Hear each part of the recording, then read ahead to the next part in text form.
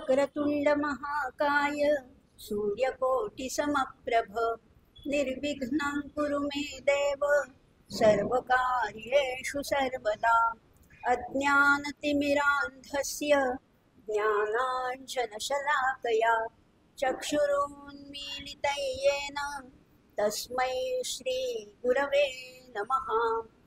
केयूरान् विभूषयन्ति पुरुषं हारान् चन्द्रोज्ज्वलाः न स्नानं न विलेपनं न कुसुमं नालङ्कृतामूर्धजा वाण्येकासमलङ्करोति पुरुषं या संस्कृता धार्यते क्षीयन्ते खलु भूषणानि सततं वाग्भूषणं भूषणम्। कैलासराणा शिवचन्द्रमौळी फणीन्द्रमाथा मुकुटीझळाळी कारुण्यसिन्धू भवदुःखहारी तुझवीन शंभो मज कोण तारी। ओम नमः शिवाय। ओम त्र्यंबकै यजामहे सुगंधिं पुष्टिवर्धनं उर्वारुकमिव बन्धनात् मृत्योर्मुक्षीयमामृतात्। ओम शांति शांति शांति। नमस्कार। पुन्हा सर्वांना वंदन करत आहे। कालच्या सारखंच आपण विघ्नहर्त्या गजाननाचे आशीर्वाद घेतलेत, सद्गुरूंचे आशीर्वाद घेतलेत, वाणीची देवता शारदा माता हिचे आशीर्वाद मागितले आहेत। आजचा जो प्रतिपाद्य विषय अशा कैलास राणा त्यालाच त्याचं स्तवन केलेलं आहे। आणि शेवटचा मंत्र जो मृत्युंजय मंत्र आहे, ज्या मृत्युंजयेश्वराच्या मंदिरात आज आपण बसलेलो आहोत, त्या मृत्युंजयाचा जप करणं सुद्धा फार महत्त्वाचं आहे, पण तो अतिशय प्रभावशाली असा मंत्र आहे। मृत्युंजय मंत्र अतिशय प्रभावशाली आहे। आणि आज आपण ज्या शिवलीला मंत्राचं पुढचे अध्याय बघणार आहोत, त्या पुढचं पुष्प आज जे गुंफणार आहोत, तर त्या दृष्टीने सुद्धा हा मृत्युंजयाचा मंत्र कसा महत्त्वाचा आहे हेही आपण बघणार आहोत। काल आपण या शिवलीलामृताचं स्थान कुठे आहे, शिवलीलामृत कोणी लिहिलेलं आहे, त्याचं मूळ स्थान कुठे आहे, तर ते स्कंद पुराणामधलं ब्रह्मोत्तर खंडामध्ये त्याचं स्थान आहे। 18 पुराण आहेत, त्याच्यातलं स्कंद पुराण, त्याच्यातलं ब्रह्मोत्तर खंड आणि त्याच्यातले जे 22 अध्याय आहेत, त्याच्यातले जे 15 अध्याय, 22 अध्यायापैकी 15 अध्याय ते आहेत ते शिवलीलामृत आहेत। 14 अध्याय आहेत, त्याच्यामध्ये अनेक कथा आहेत आणि 15वा अध्याय आहे ते सगळ्याचं सार काढलेलं आहे। असे 15 अध्याय आहेत। आपण मात्र या 6 दिवसामध्ये 14 अध्यायांचाच अभ्यास करणार आहोत। पण 14 अध्यायामध्ये काय काय आहे हे आपण काल थोडंसं पाहिलं। म्हणजे आपल्याशी बोलताना मी म्हटलं की हा सगळा जो अभ्यास आहे, खरं तर अभ्यास नाही आहे, हे प्रवचन आहे किंवा एक म्हटलं तसं आपल्याला कथा आपल्याला सगळ्यांना ऐकायला आवडतात। या शिवलीलामृतामध्ये 4 भागांनी 4 अंगाने आपण त्याचा अभ्यास करणार। चतुरंग अभ्यास त्याला काल आपण म्हटलं। 4 अंग कुठली तर कथेच्या अंगाने करणार आहोत। पण कथा इतकी आपल्याला इंटरेस्टिंग वाटते किंवा सगळ्यांनाच आवडते कथा, त्यामुळे कथेचा काय अभ्यास असं वाटेल, पण या कथा सुद्धा एकात एक कथा गुंफलेल्या आहेत। आता कालच्या तरी कथा फारच सुंदर होत्या। व्याधाची कथा तर खूप लोकांनी सांगितलं की आम्हाला खूप आवडली, अगदी ते चित्र आमच्या डोळ्यासमोर उभं राहिलं की त्या सरोवरापाशी ती हरिणी कशी येते, तो व्याध कसा बाण धरून बसलेला आहे, हे सगळं आमच्या डोळ्यासमोर अक्षरशः शब्दचित्र तुम्ही उभं केलं।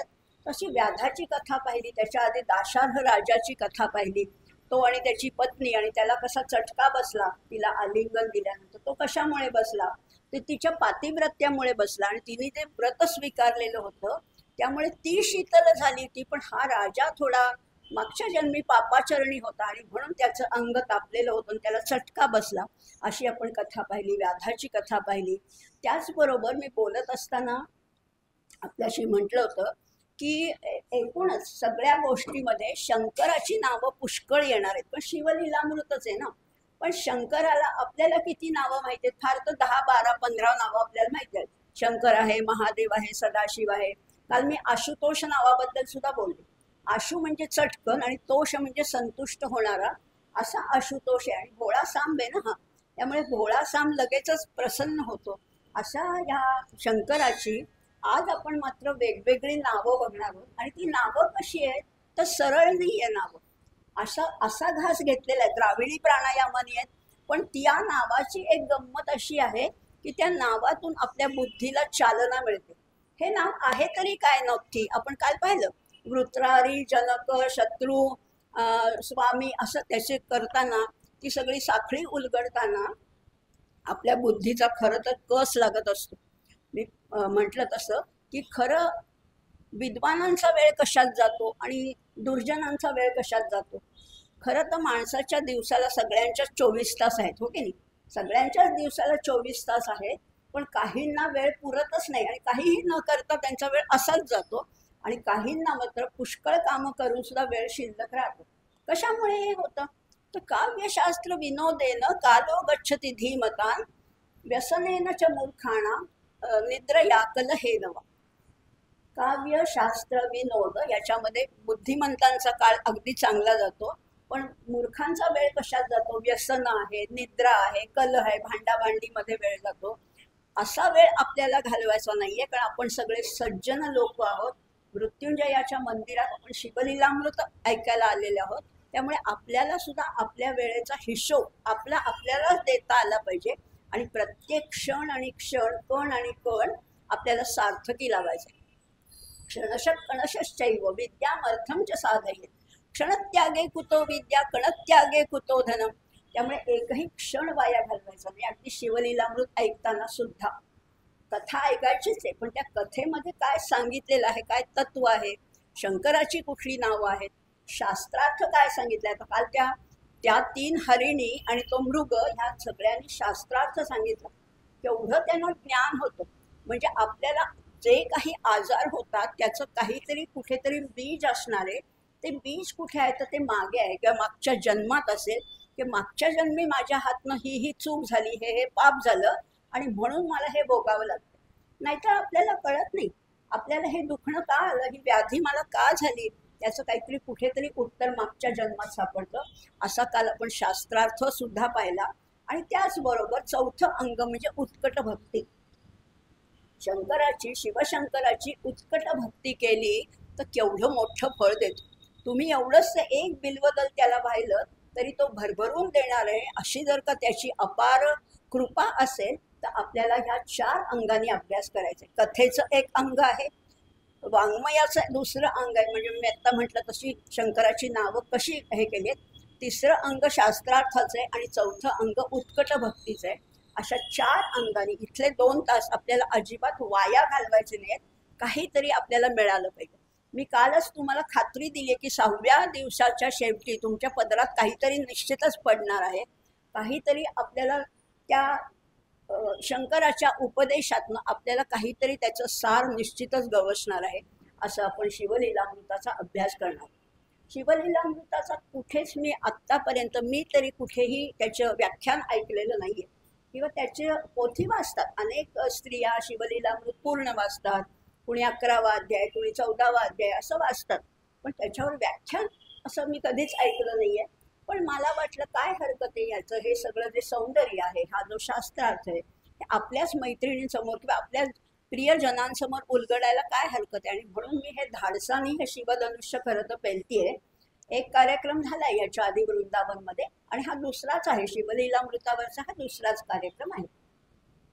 आता प्रत्यक्ष आपण जसं काल मी म्हटलं, काल थोडीशी प्रस्तावना केली होती की केव्हा व्रत करावं, बिलबदल कुठली वापरावी, सोमवार व्रत म्हणजे काय आहे, प्रदोष व्रत म्हणजे काय आहे, 16 सोमवार म्हणजे काय आहे, हे सगळं आपण हळूहळू रोजच्या थोड्या थोड्या ह्याच्यातनं आपण बघणार आहोत. आणि त्याच्या जोडीला आपण स्तोत्र रचनाही पाहणार आहोत.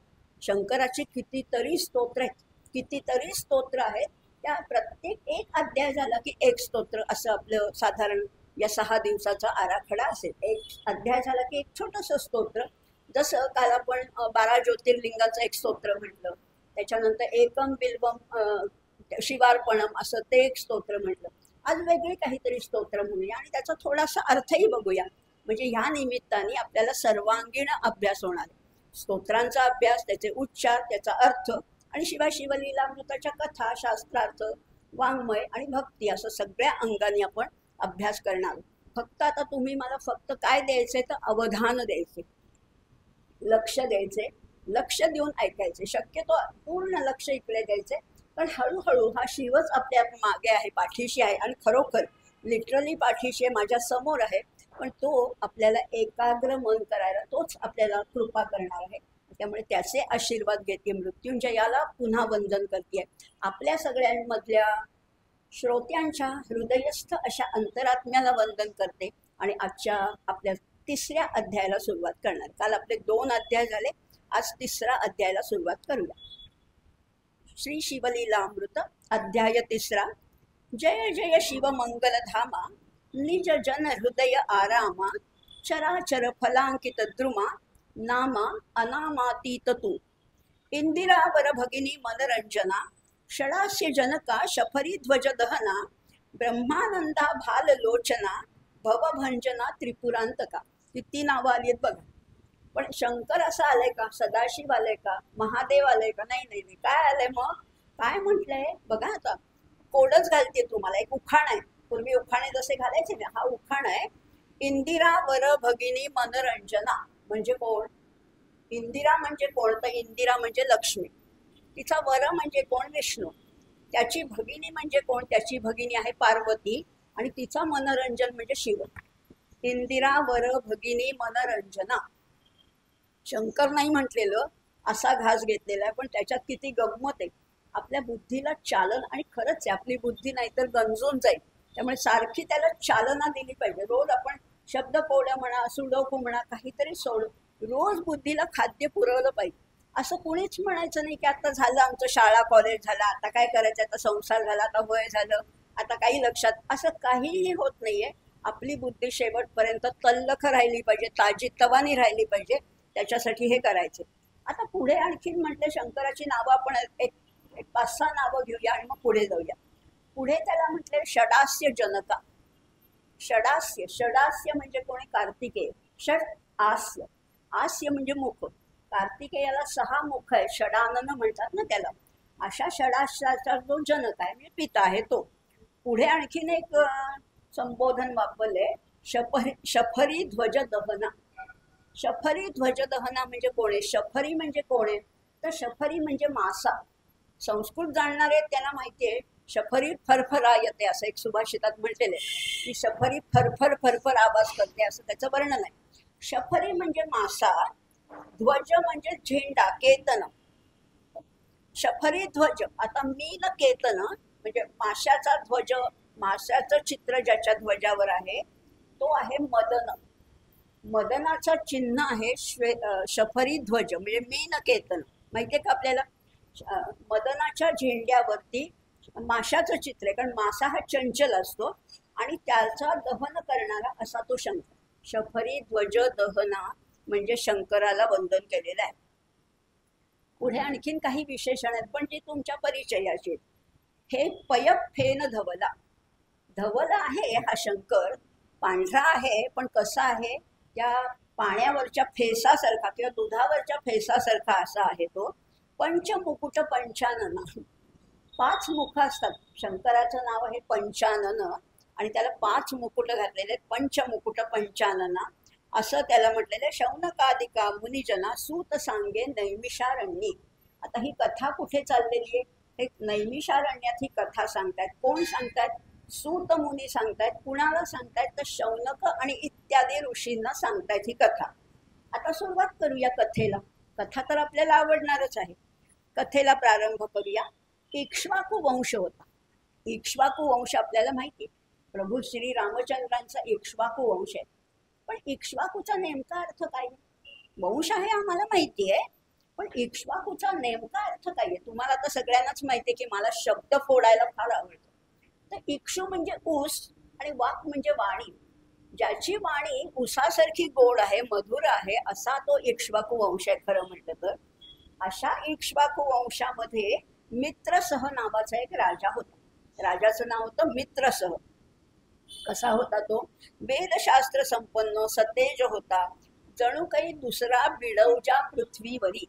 जणू काही दुसरा इंद्रच.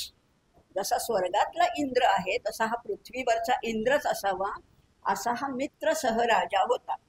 आता तो काय करत होता, अर्थातच राजांना जेव्हा लढाया नसतात, युद्ध नसतात, बाकीचं हे नसतं, तेव्हा ते मृगयेला जातात, शिकारीला जातात. आता हा असाच गेला, तो एकदा मृगया व्याजे करून निघाला धुरंधर चमू घेऊन, घोरांधर प्रवेशला विपिन, तो सावजे चहूकडून उठली. आता एकदा तो घोर अरण्यात गेला, अंधार होता, रात्र झालेली होती. आता सगळीकडनं सावज एकदम बाहेर पडलेली आहेत. कोण कोण बाहेर पडलेत बघा. श्रीधर कवींची प्रतिभा अलौकिक आहे, अक्षरशः अलौकिक आहे. किती त्यांनी वनाचं वर्णन केलंय. व्याघ्र, वृक, रिस, वनकेसरी, मृग, मृगी, वनगौ, वानर, वानरी, शशक जंबुकाच्या हारी, संहारित नृपवर. आता हा राजाच होता, त्याच्याकडे शस्त्रास्त्र होती. एक एक एक एक सावजाचा वेध घेत तो चाललाय पुढे. आणि अजून कोण कोण होतं, चातक, मयूर, बदक, कस्तुरी, कुरंग, जवादी, बिडालक, नकुल, राजहंस, चक्रवाक, पक्षी श्वापदे धावती. हे सगळे धावत आहेत. आता यांनी पुष्कळ प्राणी मारले, त्या एका मृगयेमध्ये पुष्कळ प्राणी मारले. इथे म्हटलंय नृपे मारिले जीवे बहुवस, त्यात एक मारिला राक्षस. त्याच्यात एक राक्षस मारला, महाभयानक तामस, गत प्राण होऊन पडियेला. हे सगळे प्राणी मारता मारता त्यांनी एक राक्षस सुद्धा मारला.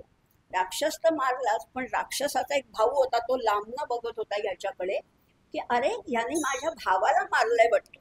आणि मग तो आला जवळ, आणि नुसताच जवळ आला नाही तर राक्षसांना ती वेशांतराची विद्या अवगत असते, त्यामुळे तो वेश पालटून आला. आणि मग काय केला, नृपाशी भेटला येऊन, तो जो भाऊ होता राक्षसाचा भाऊ, नृपाशी भेटला येऊन म्हणे मी सूपशास्त्री निपुण, मला स्वयंपाक अतिशय उत्तम येतो, अन्न शाखा सुवास करीन देखोन सुरनर भुलती. देव सुद्धा मोहित होते, इतका मला सुंदर स्वयंपाक येतो. तर आता तुम्ही तुमच्या पाकशालेमध्ये मला ठेवाल का, मी उत्तम स्वयंपाक करतो, असं म्हणतो राक्षसाचा भाऊ आला. या राजाचा विश्वास बसला, चांगला आहे, एवढं जर म्हणतोय तर काय हरकत आहे त्याला ठेवून घ्यायला. राये ठेविला पाकसदनी, त्यावरी पितृतिथी लक्षोनी, गुरु वसिष्ठ घरा लागुनी नृपश्रेष्ठे आणिला. आता त्याला स्वयंपाकी म्हणून ठेवलेला आहे, पाकशालेचा प्रमुख म्हणून ठेवलेला आहे. आता अनायसा ते पितृ पंधरवडा होता, पितृंची तिथी आलेली होती, आणि म्हणून गुरु वसिष्ठांना त्यांनी आपल्या घरी बोलवलं आणि ह्याला सांगितलं उत्तम पाकसिद्धी कर बर का. आता भोजना आला अब्जनंदन. आता काय शब्द वापरलाय, वसिष्ठ आले हे आपल्याला माहिती आहे, पण वसिष्ठांना काय म्हणलेलं इथे, अब्जज नंदन. अब्जज म्हणजे काय, अप म्हणजे पाणी, त्याच्यातनं निघालेलं म्हणजे कमळ, त्या कमळातनं निघालेला म्हणजे ब्रह्मदेव, आणि ब्रह्मदेवाचे जे मानसपुत्र 7 ऋषी आहेत त्याच्यातले वसिष्ठ, आणि म्हणून अब्जज नंदन वसिष्ठ आले. साधं सांगायचं की नाही, सांगितलं इथे एका ठिकाणी की वसिष्ठ आले, पण पुन्हा म्हटलेलं आहे भोजना आला अब्जज नंदन. तो राक्षस एक कापट्य स्मरून, पण तो राक्षसाचा जो भाऊ होता त्याला आठवलं की आपल्या भावाला या राजाने मारलेलं आहे. त्यांनी आठवलं, आणि मग त्यांनी काय केलं, शाकात नरमांस शिजवून ऋषीस आणून वाढिले. भाज्या शिजवल्या, त्याच्यामध्ये नरमांस आणून ते पण वाढलं त्या ऋषींना. आता वसिष्ठ मुनींना काही ते खाण्याची सुद्धा कळलं, त्याचे त्रिकाल ज्ञानी होते. त्रिकाल ज्ञानी वसिष्ठ मुनी, सकळ ऋषीं माझी शिरोमणी, कापट्य सकळ जाणून मित्रसह शापीला. त्या मित्रसह राजाला त्यांनी शाप दिला ऋषींनी.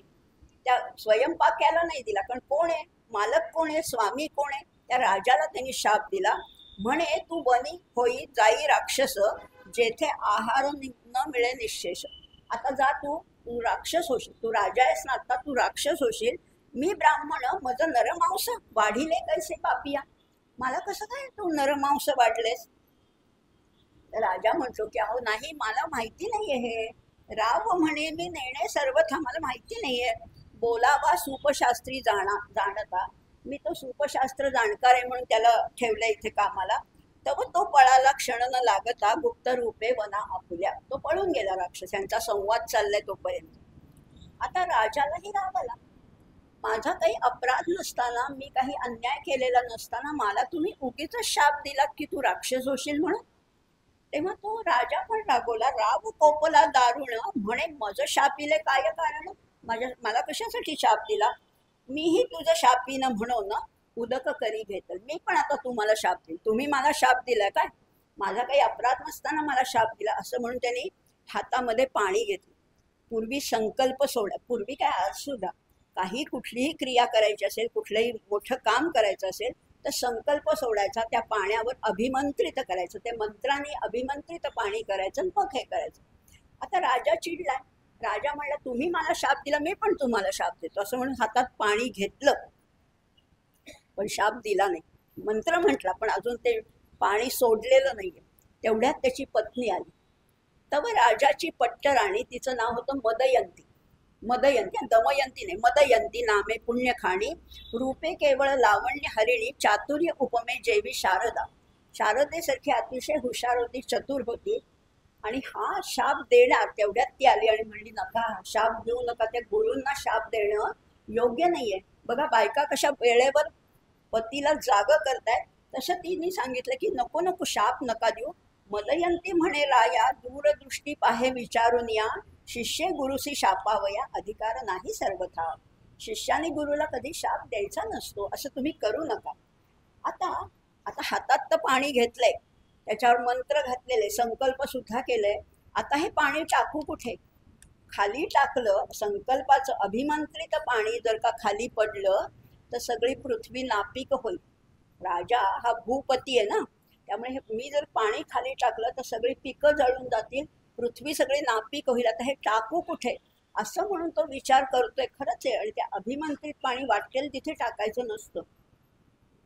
विचार करतोय तोपर्यंत त्या पाण्यातले काही थेंब त्याच्याच पायावर पडले आणि काय म्हणतोय, म्हणे हे उदक खाली टाकू जरी, तरी पीक न पिके दग्ध धरित्री, मग आपुल्याचे प्रपदांवरी जल टाकी मित्रसह. आता आपल्याच पायावर पाणी टाकले.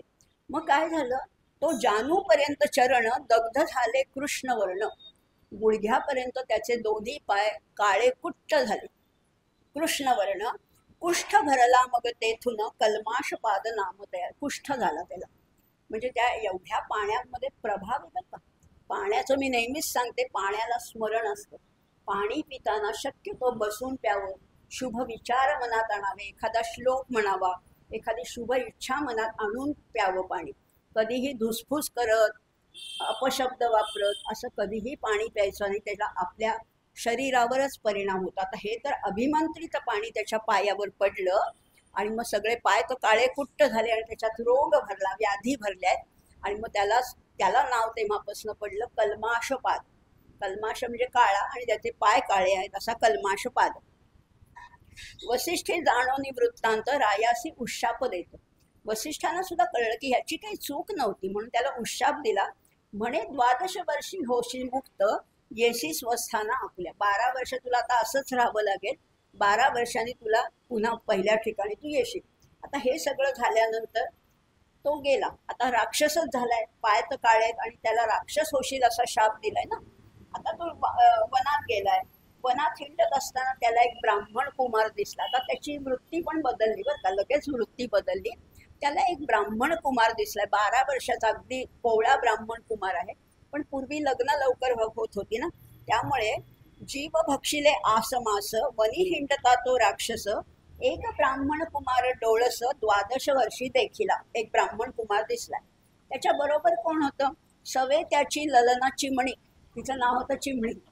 या ब्राह्मण कुमाराचे, ती किती लहानशीच असणार, हा 12 वर्षाचा, ती 7-8 वर्षाची असेल. तिचं नाव होतं चिमणी. दोघे क्रीडती कौतुके वनी, तव तो ब्राह्मण पुत्र राक्षसे धरुनी, भक्षावया सिद्ध झाला. आता हा राक्षसच होता, कल्माशपाद झाला होता. हा म्हणला बरे आता कोवळे मला 2 जीव सापडले, मी मारतो. तर ती चिमणी अगदी विनवणी करते, नका हो, माझ्या पतीला मारू नका असं म्हणतोय. पण हा आता राक्षसी वृत्ती प्रबळ झालेली आहे. गडबडा लोळे सुंदरी, करुणा भाकी पदर पसरी, सभेची जाऊन चरण धरी, सोडी झळकरी पती माझा. माझ्या पतीला सोडा हो, पतीस भक्षू नका राजेंद्रा, महत् पाप नका घेऊ एकसरा, स्वर्ग मार्ग तरी चतुरा, कैसा पावसी अंतकाळी. असं म्हणून तिने पुष्कळ विनवण्या केल्या, पण ह्यांनी काही ऐकलं नाही. त्या कोवळ्या ब्राह्मण कुमाराला मारून टाकलं. आता मारून टाकल्यावर त्याच्या अस्थी होत्या ना, तिथे अस्थी पडल्या. ह्यांनी सगळं बाकीचं खाऊन टाकलं, मांस वगैरे, आणि त्या अस्थी पडलेल्या होत्या. त्या घेऊन त्या गोळा केल्या त्या चिमणीने आणि ती म्हणाली की आम्ही चांगले क्रीडा करत असताना तू आमच्या क्रीडेमध्ये भंग आणलास, आता तू कधीही स्त्रीशी संग करू शकणार नाहीस, असा मी तुला शाप देतो. असा तिला शाप दिलेला आहे. स्त्री संग जेव्हा करशील तेव्हा तू प्राणांना मुकशील, असं म्हणून ती खूप आक्रोश करत होती.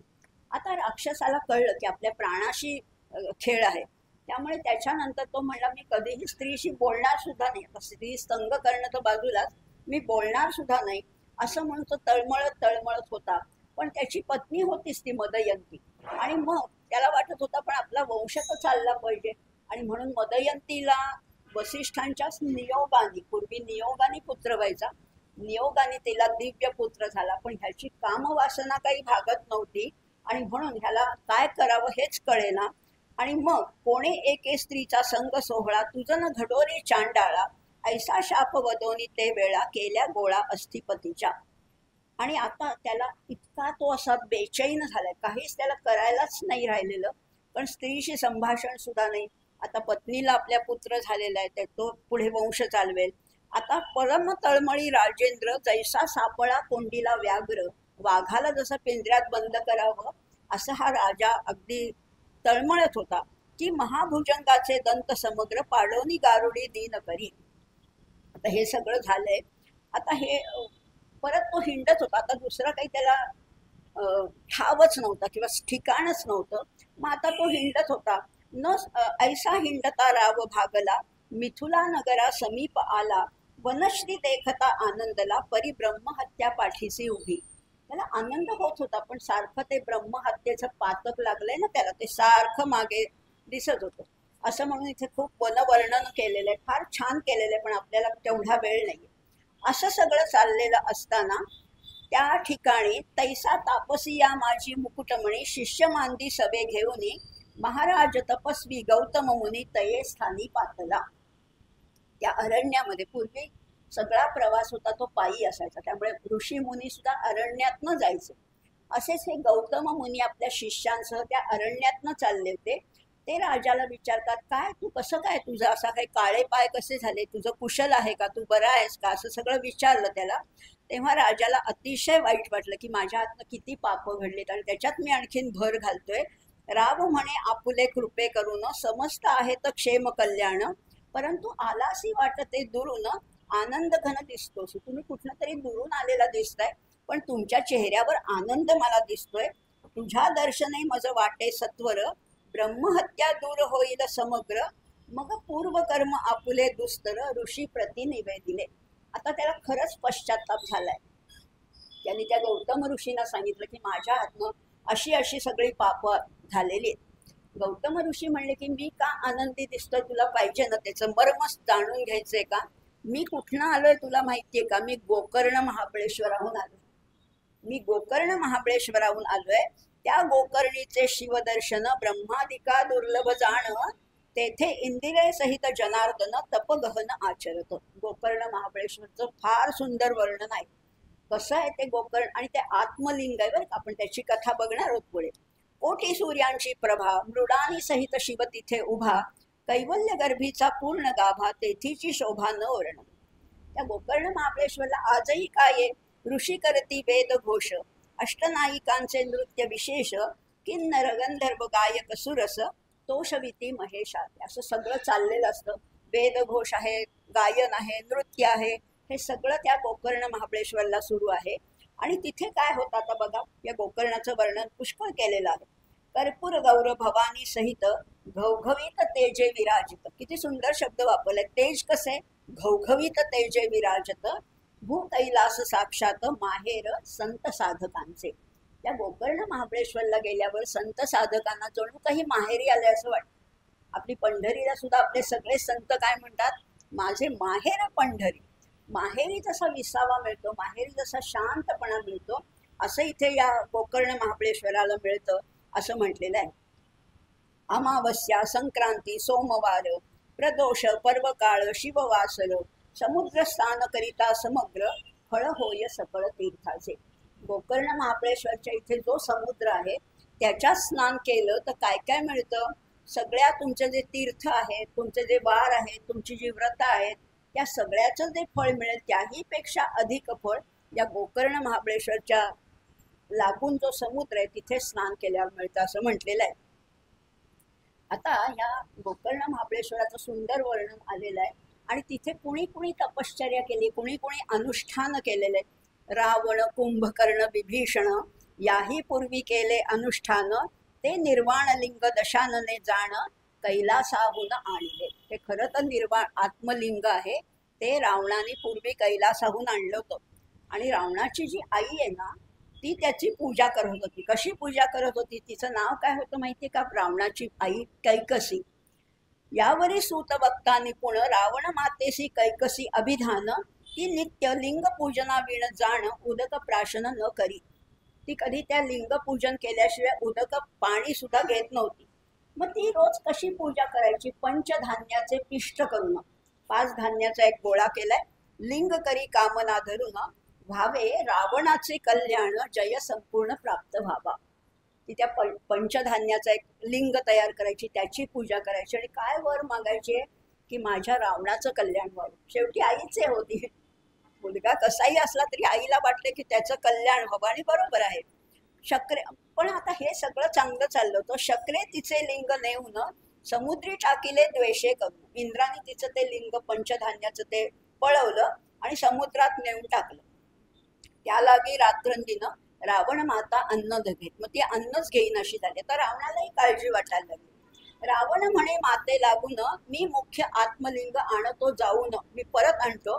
कैलासपती द्विपंचवदन, जाता झाला साक्षेपे. कैलासपतीकडे जाऊन मी परत ते लिंग आणतो. पण इथे रावणाला काय म्हटलंय बघा, रावणाला काय म्हटलंय? द्विपंचवदन. द्विपंचवदन म्हणजे काय आहे? द्विपंचवदन म्हणजे इथे आता तो रावण आहे. द्विपंच म्हणजे 5 दुने 10, 10 वदन ज्याला आहे तो. काय 10 दशाननं सुद्धा म्हटलं नाही. द्विपंच म्हणजे त्याच्यात परत फोड केलेली आहे असा तो गेला. त्यांनी पुष्कळ तपश्चर्या केली होती. रावणाचं पुष्कळ गुणवर्ण नाही. चतुर्दश विद्या पारंगत, शिवासी आवडे अत्यंत, दशमुखे गायन अद्भुत, केले त्याने स्वामी पुढे. पुष्कळ तो खरंच रावण होता, तो तपस्वी होता. फक्त तपश्चर्या वाईट मार्गाने होती एवढंच. बाकी तो खरंच पुष्कळ तपश्चर्या केली होती. शंभू तोषला अद्भुत, म्हणे प्रसन्न झालो दशमुखा. आता शंभू शिवशंकर प्रसन्न झाले आणि म्हणाले, म्हणे प्रसन्न झालो दशमुखा, इच्छित माग तुझ प्रिय जे का, तुला जे आवडेल ते मला माग. आता काय म्हणतोय हा रावण? दशकद्वय नयन म्हणे कामांतका, आत्मलिंग मज देई. आता तो काय रावणाला आता मगाशी द्विपंचवदन म्हटलं होतं, आता इथे काय म्हणलेले? दशकद्वय नयन, 20 डोळे असलेला. 10 मुख आहेत म्हणजे 20 डोळे असणारच. पण ते इथे म्हणजे प्रॉमिनंटली सांगितलेलं आहे, दशकद्वय नयन म्हणे कामांतका, मला आत्मलिंग दे. बरं म्हणला. लगेच शंकर काय भोळा आहे हो, अतिशय भोळा सांब आहे. लगेच तो संतोषला.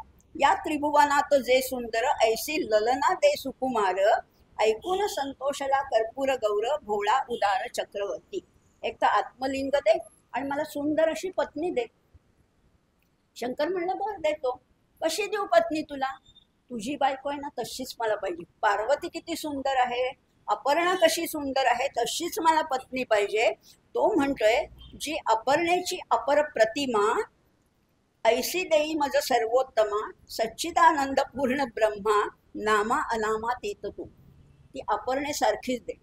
आता शिवशंकर म्हणतोय की नाही नाही, हिच्यासारखी नाहीच मिळणार, हिच्यासारखी नाहीच मिळणार. शिव म्हणे हिची प्रतिमा विशेष, निर्मून शके विदेश. आता बनवणं सुद्धा शक्य नाहीये, हिच्यासारखी हीच. आता विदिशा सुद्धा हे बनवू शकणार नाही. भोळा चक्रवर्ती महेश. मग म्हणतो हिच्यासारखी नाही मिळणार, पण तुला अशीच पाहिजे का? मग हीच घेऊन जा ना. अरे हीच घेऊन जा. तो म्हणतोय, म्हणे नेही हेची नाही अपर्णा तू. रावणाला बरंच झालं. रावणे अवश्य म्हणून स्कंधी घेतली स्कंद जननी. शब्द बघा, वाङ्मय बघा, कुठे घेतले? खांद्यावर घेतले. कुणाला? स्कंद जननी. स्कंध आणि स्कंद फरक आहे, पण किती अनुप्रास चाललंय. स्कंधी घेतली स्कंद जननी, दिव्यलिंग हाती घेऊन लंकानाथ चालला. आता तिला खांद्यावर घेतलंय, हातात लिंग आहे आणि चाललाय आपला. कुठल्या दिशेने चाललाय? दक्षिण पंथे जाता सत्वर गजबजिले सकळ सुरवर. आता हे सगळं चाललंय, तो आपला आकाश मार्गाने चाललाय. गजानन स्कंद वीरभद्र नंदिकेश्वर तळमळती. शंकराच्या परिवारातले सगळे लोक म्हणतात, अहो हे काय करून बसलाय तुम्ही, हे कशाला दिलं त्याला सगळं तुम्ही, ती पार्वती सुद्धा दिलीत, हे काही बरोबर नाहीये. आता काहीतरी करा, आता काहीतरी त्याच्यावर उपाय काढा.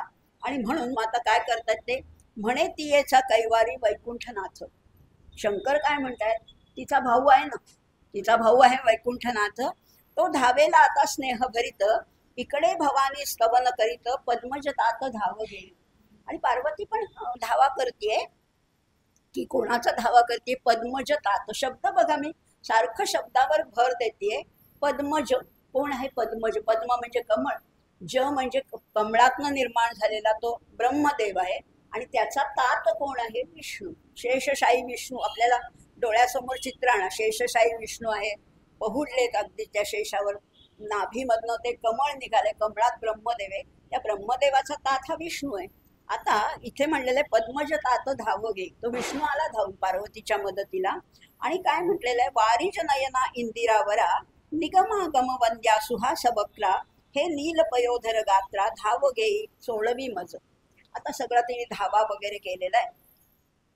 आता तो म्हणतोय, तो त्या एका वेश घेऊन आलेला आहे, विप्र रूपे आडवा आला. तो विष्णूने एका ब्राह्मणाचा वेश घेतलाय आणि त्या ब्राह्मणाच्या समोर येऊन उभा राहिलाय. म्हणे, धन्य धन्य द्विपंचवदना, धन्य आहेस बर का तू, कोठे मिळवली ऐसी ललना, ही अशी स्त्री कुठे मिळाली रे तुला? दशमुख म्हणे, हे अपर्णा सदाशिवे दिधली, ही अपर्णा मला सदाशिवानेच दिली आहे. विप्र म्हणे, खाली उतरून न्याहाळून पाही हिचे वदन, एकदा उतरवून बघ, तुला वाटतंय, एकदा हिला खाली उतरव आणि एकदा नीट हिच्याकडे निरखून बघ. रावण पाहे तब ते कुलक्षण अत्यंत कुरूप देखील. ही जी सुंदर म्हणून आणली होती ती अति कुरूप, आणि किती कुरूप सांगू का? भवयास आठी अमंगल पूर्ण वृद्ध गाल बैसले दंतहीन. म्हातारी होती, दात पडलेले, डोळ्यावर आठ्या आहेत, गदगदा. रावण पाहे तब ते कुलक्षण अत्यंत कुरूप देखली. मग रमा धवे तये स्थळी स्थापिली माता भद्रकाळी, इकडे असुर शिवाजवळी म्हणे स्त्री अमंगळ निघाली. आता पुन्हा रावण गेला भांडायला, की तू मला सुंदर देतो म्हणला आणि ही कुठली दिलीस. तोपर्यंत इकडे काय केलं, रावण येईपर्यंत विष्णूने काय केलं, मग श्रीधरे अंगीची मळी काढून, श्रीधराने म्हणजे विष्णूने अंगाची मळी काढून स्वहस्ते निर्मिली रूप संपन्न, आणि तिला कुठे ठेवलं? मयासुराचे उदरी जाण उत्पन्न झाली त्याची पै. त्या सुंदर स्त्री निर्माण केली आणि तिला मयासुराच्या उदरामध्ये ठेवलं. तिच्या स्वरूपाची प्रती नाही नाही त्रिजगती, अंगीच्या सुवासे धावती काद्रबेय चक्रे प्रीतीने. तिचे नाम मंदोदरी, तिचं नाव आहे मंदोदरी. तिची प्रतिमा नाही उर्वीवरी, विंशती नेत्राचे चत्वरी पट्ट महिषी पतिव्रता. आता काय म्हटले त्याला? विंशती नेत्र, 20 डोळ्यांचा रावण, आणि त्याची पट्ट राणी कोण आहे? ही पतिव्रता मंदोदरी. आपल्याला माहितीये पाच पंचकन्यामध्ये मंदोदरीचं स्थान किती अग्र आहे. अहल्या द्रौपदी सीता तारा मंदोदरी तथा पंचकन्या स्मरे नित्य महापातक नाशन, अशी मंदोदरी आहे. पण आता आणखीन एक ऍडिशनल रावणाला गोष्ट मिळाली आहे. मयासुर जेव्हा करील कन्यादान, वरी एक शक्ती देईल आंदण, सप्तकोटी मंत्राचे गहन सामर्थ्य असे जिये माझी. जेव्हा ह्या तुमचं लग्न होईल मंदोदरीशी, तेव्हा मयासूर तुला आणखीन एक दिव्य शक्ती देईल की ज्याच्यामध्ये सप्तकोटी मंत्राचं सामर्थ्य आहे, असं म्हणून त्याला तो वर दिलेला आहे. त्या शक्तीचा उपयोग तुला योग्य काळी जेव्हा शत्रू तुझ्यावर चालून येईल तेव्हा करता येईल. आता रावण लिंग घेऊन निघालाय, तिथनं निघालाय, पुन्हा त्याच ठिकाणी आला जिथे त्यांनी हे केलं होतं. आता त्याला वाटेत काय झालं, शंकराने सांगितलं की हे आत्मलिंग देतो, पण हे कुठेही ठेवायचं नाहीये, वाटेत कुठेही ठेवायचं नाहीये. आता त्याला एक बुराखी दिसला, आणि काय झालं की असं झालं, ऐसे ऐकताची रावण परतला लिंग घेऊन, भूमीवरील लिंग न ठेवावे ऐसे पूर्वी सांगितले उमाधवे, हाती घेऊन लघुशंकेशी बसावे हेही कर्म अनुचित. त्याला लघुशंका करायची की आता काय करू, हे घेऊनही जाऊ शकत नाही, हे खालीही ठेवता येत नाही, काय करावं, 5 मिनिटापुरतं कोणाच्या तरी हातात द्यावं असा विचार आला. आणि हा गुराखी लहानसा मुलगा होता. हा लहानसा मुलगा समोर दिसला आणि त्याला म्हटलं की अरे इकडे ये जरा, जरा हे माझं 5 मिनिटापुरतं हे धरतोस का, मी जरा जाऊन येतो असं म्हणून त्याच्या हातात द्यायला लागला. तेव्हा तो गुराखी पण काही साधा नव्हता, साक्षात गणपती होता वेश घेऊन आलेला गुराख्याचा. आणि मग तो म्हणाला की काय सांगू, माझ्या गायी आहेत ना फार चपळ आहेत, इकडे जात आहेत तिकडे जात आहेत, मी कुठे कुठे त्यांच्या मागे धावू, आणि तुला समजा जास्त कमी वेळ लागला तर मी काय करू. तो म्हणला नाही नाही रे, लगेच मी येतो, तू एवढं माझं हे सांभाळ, मी आलोच लगेच. तो गुराखी म्हणला बर ऐकतो, मी घेतो हातात, पण मी 3दा तुला हाक मारीन आणि त्या 3 हाकेत आला नाहीस तर मात्र मी खाली ठेवणार. आता ठीक आहे म्हणलं, आता काय एवढा काही मला वेळ लागणार, मी आलोच 5 मिनिटात असं म्हणून गेला खरा रावण. आता तो म्हणतोय, रावण म्हणे न लागता क्षण, येतो मूत्रशंका करून, विप्र म्हणे 3 वेळा बाहीन, न येसी तरी टाकीन भूमीवरी. अगाध गजमुखाचे चरित्र. आता पुढे म्हटलेले असो रावणासी. आता एरवी काय लघुशंकेला काही फार वेळ लागत नाही, पण आज काय झालं, ही परीक्षाच बघायची होती ना. असो रावणासी मूत्राचे पूर, लोटले न सावरती अनिवार, एक घटिका लोटता इभवक्त्र, हाक फोडी गरजोनी. एक घटका झाली पण रावण येण्याची काही चिन्हच नाहीये, पण त्याला ते आवरताच येईल, इतकी त्याची अवघड परिस्थिती झाली की त्याला ते खरंच आवरता येईल. आता इथे एक सुंदर शब्द वापरलाय, एक घटका लोटता इभवक्त्र. इभवक्त्र, इभ म्हणजे हत्ती आणि वक्त्र म्हणजे तोंड. गजानन, काय बघा, श्रीधर कवींची प्रतिभा बघा तुम्ही, शब्द भांडार बघा.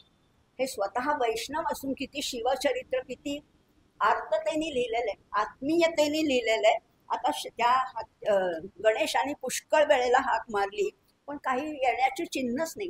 एकदा हाक मारली, 2दा हाक मारली पण नाहीच. दुसरी घटिका झाली पूर्ण पण अजून तो आलेला नाहीये. आता त्याचं खरंच ते मूत्र आवरेच ना, काय माहिती नाही काय झालं होतं. जैसे पाखंडियांचे कुमत, न सरेची वारिता पंडित, तैसे रावणाचे मूत्र, न सरे सत्य, पुन्हा एकदंत हाक फोडी. पण आता उपमा काय दिली बघा.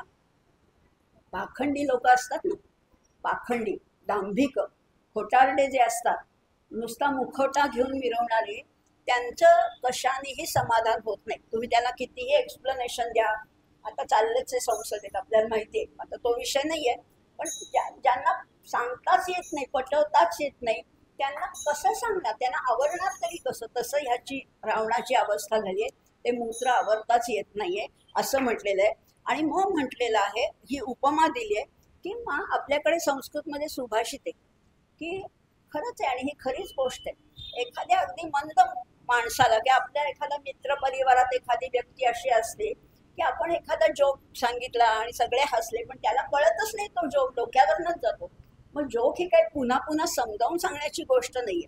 किंवा संस्कृतमध्ये असं सुभाषित आहे, अरसिकेशु कवित्व निवेदनम शिरसी मालिख मालिख मालिखम. अरसिकाला कवित्व उलगडून सांगणं हे मलाच नको सांगू बाबा, मला दुसरं काही अवघड कठीण काम सांग, पण हे नको. तशी ही रावणाची अवस्था झाली आहे. आता त्याला आवरता आवरेना. आता ह्याने 2दा हाक मारली, आता 3दा हाक मारतोय. राक्षसा आपुले लिंग सांभाळी, म्हणून ठेविले भूमंडळी. आता ठेवलं शेवटी खाली त्यांनी. अक्षय स्थापिले कदा काळी, ब्रह्मादिका उपटेना. आता ते इतकं घट्ट ठेवलेलं आहे की ते उपटून सुद्धा निघणार नाही. इतकं घट्ट बसलं की साक्षात ब्रह्मदेवाला सुद्धा काढता येणार नाही, इतकं ते पृथ्वीशी एकरूप झालं. इतक्यात रावण आला धावत धावत, आणि तशाच अशौच अपवित्र स्थितीत क्रोधाने ते लिंग उचलण्याचा प्रयत्न केला. आता आपण वॉशरूमला जाऊन आल्यावर हातपाय धुतो ना, हा अशौच अपवित्र स्थितीत ते लिंग हलवायला लागला. आता कसं काय, ते नाहीच उपटत आहे, पण व्यर्थ. ते लिंग अखंड अभंग त्या भूमीशी अगदी समरूप झालं होतं. मग गजाननाला हाका मारायला लागला की तुला सांगितलं होतं ना खाली ठेवू नको, का गेलास. हाका मारतोय तर गजानन लुप्त झाला. बरं, त्याच्या एवढ्या गायी सगळीकडे होत्या, गायी त्या भूमीखाली गेल्या, जमिनीखाली लुप्त झाल्या. हा पळतोय रावण. रावण शक्तिमान आहे, पळतोय पळतोय. एक गाय थोडीशी तावडीत आली, तिचा कान धरला, तेवढ्यात ती जमिनीत गेली. ह्याच्या हातात फक्त कानच आला. आणि म्हणून हे गोकर्ण महाबळेश्वर, किंवा असं म्हणतात ते लिंग हलवताना त्याला गायीच्या कानाचा आकार प्राप्त झाला. म्हणून ते गोकर्ण महाबळेश्वर. मग तिथेच त्यांनी ते लिंग पूजन केलं आणि तेच हे गोकर्ण महाबळेश्वर. ही कथा कोण सांगते आता? गौतम ही कथा त्या राजाला, मित्रसह राजा होता ना, त्याला ही सगळी सांगतायत. आणि गोकर्णीचा महिमा आठवतंय ना तुम्हाला? कथा कुठे सुरू झाली? तो मित्रसह राजा कल्माशपाद, त्याला गौतम ऋषी भेटतात आणि ते आता सांगतायत की ह्या मी एका यागासाठी गेलो होतो, तेव्हा मला एक विचित्र दृश्य दिसलं गोकर्ण महाबळेश्वरामध्ये. एकदा मी त्या तिथे बसलो असताना झाडाखाली एक अतिशय कुरूप, अगदी व्याधीग्रस्त, अमंगळ अशी स्त्री होती आणि तिला नेण्यासाठी एक दिव्य विमान आकाशातून आलं. अशी घटना मी पाहिली, असे ते गौतम ऋषी या राजाला सांगतात. मग तो राजा म्हणजे कोण होती ती स्त्री एवढी अमंगळ असून सुद्धा? फारच वाईट होती. दंतहीन, कर्णहीन, गर्भीच तियेचे गेले लोचन, कर्णी नासिक गेले झडोन, किडे पडले बुचबुचीत. सगळ्या अंगात किडे, इतकी घाणेरडी ती बाई होती. पण अंगीचे चर्म गेले झडोन, वस्त्र पडले गळोन, धुळीत लोळे चांडाळीन, पाप पूर्वीचे भोगीत. तिचा मरणकाल आला जवळ, वरती पाहिले विलोपून, तो शिवे धाडिले दिव्य विमान, तिये लागी न्यावया. तिला नेण्यासाठी दिव्य विमान आलं. कसं काय? इतकी घाणेरडी, इतकी अमंगळ, इतकी वाईट स्त्री, तिला नेण्यासाठी विमान कसं काय आलं? तेव्हा मी शिवगणांनाच विचारलं, असं गौतम ऋषी सांगतायत. मी त्या विमान घेऊन येणाऱ्या शिवगणांना विचारलं की कुणासाठी धाडले तुम्ही विमान? तेव्हा ते म्हणले ह्याच बाईसाठी, ही जी अमंगळ बाई आहे हिच्यासाठी धाडलंय. कारण ही कोण होती? पूर्वी केकय ब्राह्मणाची ही कन्या होती. तिचं नाव होतं सुमित्रा. सुंदर होती पण गर्विष्ठ होती. सौंदर्याचा पण एक मद चढतो ना, तशी अतिशय गर्विष्ठ होती. बालपणीच ती विधवा झाली, पण तारुण्याचा खूप मद होता, त्यामुळे त्या विधवा झाली तरी ती व्यसनी होती, व्यभिचारी होती. शूद्राशी संग करून तिने पुष्कळ, तिला अपत्य झाली. तर आणि ही अगदी त्या व्यसनामध्ये अगदी लडखडून गेलेली अशी इतकी वाईट स्त्री होती. तिचे डोळे अगदी लालबुंद झाले, ते व्यसनाच्या इतकी आहारी झाली होती की एकदा बकरा आहे असं समजून तिने गायीच्या वासराला धरलं आणि त्याला त्याच्या मानेवर सुरी ठेवली आणि त्याची हत्या केली असं म्हटलेलं आहे. इतकी म्हणजे किती वाईटपणाची अगदी परिसीमा असं आहे. त्या गायी दुःखाने हंबरायला लागल्या, पण हिला शुद्ध नव्हती. तो अंमल उतरल्यावर हिच्या चूक लक्षात आली की अरे आपण बकरा समजून ते गायीचं वासरू मारले. तेव्हा ती फक्त एकदा म्हणाली शिव शिव, एवढंच, एवढं शिव शिव म्हणाली. आणि मग इतरांना सांगितलं तिने की मी नाही काय केलं ह्या वासराला, त्या वाघाने वासराला मारले, मी फक्त ते बघत होते. काही काळाने आता बघा हे सगळं होत असताना तिला यमदूताने ओढून नेलं, नरकात टाकलं वगैरे वगैरे पुष्कळ मध्ये वर्णन आहे, ती आपण नको बघायला. मग तेव्हा त्या नरकामध्ये जेव्हा तिला पाठवलं तेव्हा चित्रगुप्ताने विचारलं की हिच्या खात्यावर काही पुण्य जमा आहे का? पापच सगळी दिसतात, व्यसन आहे, मद आहे, हत्या केली आहे, हिने सगळंच केलेलं आहे. काही पुण्य आहे का? आहे, थोडंसं पुण्य. एकदा शिवशिव म्हणाली, एकदा शिवशिव म्हणाली आहे. गोवत्सवध केला तेव्हा शिवशिव उच्चारण केलंय आणि मग तेव्हा यमाने तिला चांडाळ योनीत जन्माला घातलं. म्हणजे नरकात मग थोडं तिला चांडाळ योनी, अतिशय ती घाणीत राहिली वगैरे पुष्कळ त्याचं वर्णन आहे. पण जेव्हा शिवरात्र होती, पर्व काळ होतं, तेव्हा ती अन्नासाठी 10 दिशा फिरत होती, गावोगावी फिरत होती. त्या गोकर्ण महाबळेश्वरला सहजच आली, तिथे देवळाच्या बाहेर बसली होती, अन्नासाठी हात पसरत होती. कुणीतरी तिच्या हातावर काहीतरी ठेवत होतं, ते खात होती ती. कुणीतरी तिच्या हातावर बिल्वपत्र ठेवलं, बघितलं हे काही खाण्याची वस्तू नाही म्हणून भिरकावून दिलं. पण ते भिरकावून दिलं ते बरोबर शिवलिंगावर जाऊन पडलं. एवढंच पुण्य बरं का, एवढंच फक्त पुण्य आहे. आणि मग त्या शिवलिंगावर जाऊन पडलं आणि मग ते शिव पूजा घडली तिच्या हातनं आणि म्हणून तिला ते दिव्य विमान आणायला आलं. एवढं त्या शिव शिव म्हणली, एकदा शिव शिव म्हणली, एकदा ते बिल्व अर्चन केलं, बाकी तिच्या खात्यावर काहीही पुण्य नव्हतं, तरी सुद्धा तिला न्यायला ते दिव्य विमान आलंय. अशी तिची कथा आहे. याच्यातनं आपण ती उत्कट भक्ती जी मी म्हणतीये की खरं तर तिच्यामध्ये भक्ती नव्हती, श्रद्धा नव्हती, भाव नव्हता, काहीही नव्हतं, सगळ्या वाईट गुणांनी युक्त होती. पण थोडं जरी सांगायचं तात्पर्य काय आहे, एवढंच जरी पुण्य तुमच्या हातातून झालं, एकदा जरी शिवनाम झालं, एक जरी बिल्वाचं अर्चन झालं, तरी तो भोळा सांग प्रसन्न होतो आणि तुम्हाला पाहिजे ते, म्हणजे पाहिजे त्याच्यापेक्षा, अपेक्षेपेक्षा पुष्कळ देतो. आता तिला काय मिळालं तर स्वरूपता मुक्ती पावोन. स्वरूपता ही तिसरी मुक्ती जी आहे ना, माहिती आपल्याला, सलोकता, समीपता, स्वरूपता आणि सायुज्यता, ही तिसरी मुक्ती सुद्धा तिला मिळाली. शिवरूपी मिळाला आनंद घन, धन्य शिवरात्री व्रत पावन, धन्य गोकर्ण शिव मंदिर. असं हे गोकर्ण महाबळेश्वरचं सगळं महात्म्य आपण या तिसऱ्या अध्यायामध्ये पाहिलं. आता तुम्ही काय करायचे, तरी पंडित तुम्ही चतुर, तुम्ही सगळे चतुर पंडित आहात. आता तुमचं मला काय द्याल? श्रीधर कवी म्हणतायत, तुम्ही मला काय द्याल? तुमचे अवधान दिव्यालंकार. तुमचे दिव्य अलंकार काय आहेत? तर तुमचं लक्ष. तुमचं काही सोनं चांदी ते पैसे नाणी काही नको आहेत, फक्त तुमचा अलंकार एक मला द्या, ते म्हणजे तुमचं अवधान मला द्या.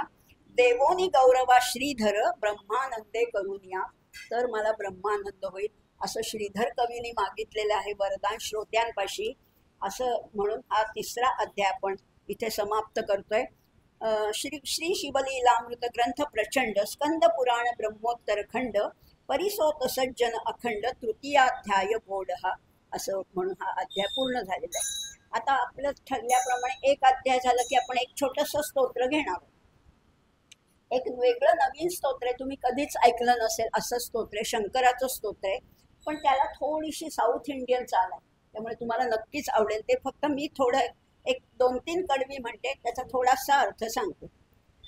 वेद सार शिवस्तव, पशूनां पतिं पापनाशं परेशं, गजेन्द्रस्य कृत्तिं वसानं वरेण्यं, जटाजूटमध्ये स्फुरत्काङ्गवारिं, महादेवमेकं स्मरामि स्मरारिं, गिरीशं गणेशं गले नीलवर्णं, गवेन्द्राधिरूढं गुणातीतरूपं, भवं भास्वरं भस्मताभूषितांगं, भवानी कलत्रं भजे पंचवक्त्रं. नमस्ते नमस्ते विभो विश्वमूर्ते, नमस्ते नमस्ते चिदानंदमूर्ते, नमस्ते नमस्ते तपोयोगगम्य, नमस्ते नमस्ते श्रुतिज्ञानगम्य. असं हे वेद सार शिवस्तोत्र. आवडलं का तुम्हाला?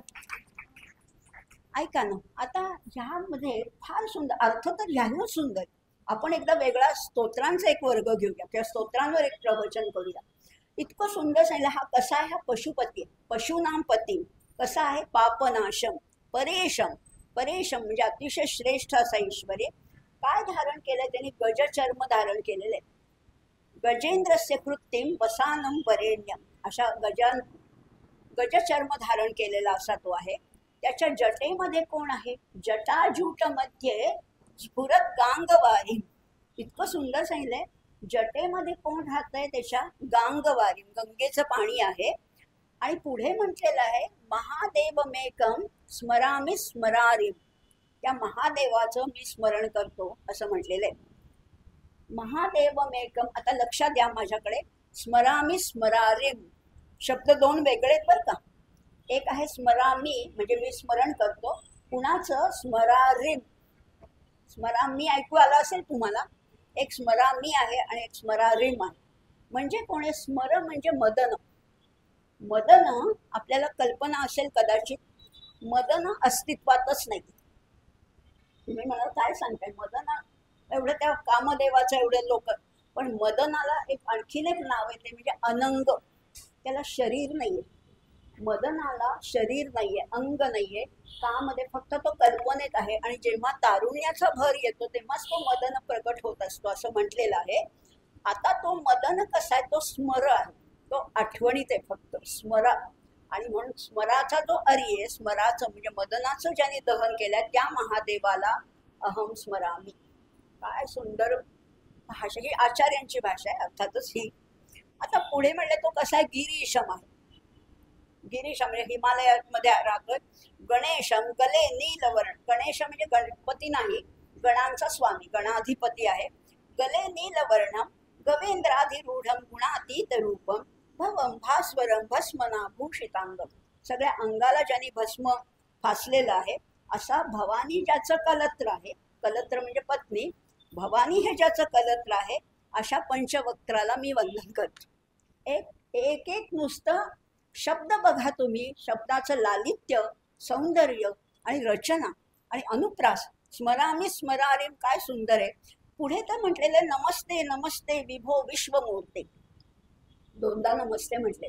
एकदा म्हटलं तर चाललं असतं, पण दोनदा म्हटलं द्विबद्धम सुबद्धम भवती. गाठ सुद्धा आपण एक गाठ मारली तर ती सुटून जाते, दोनदा मारली की पक्की होते.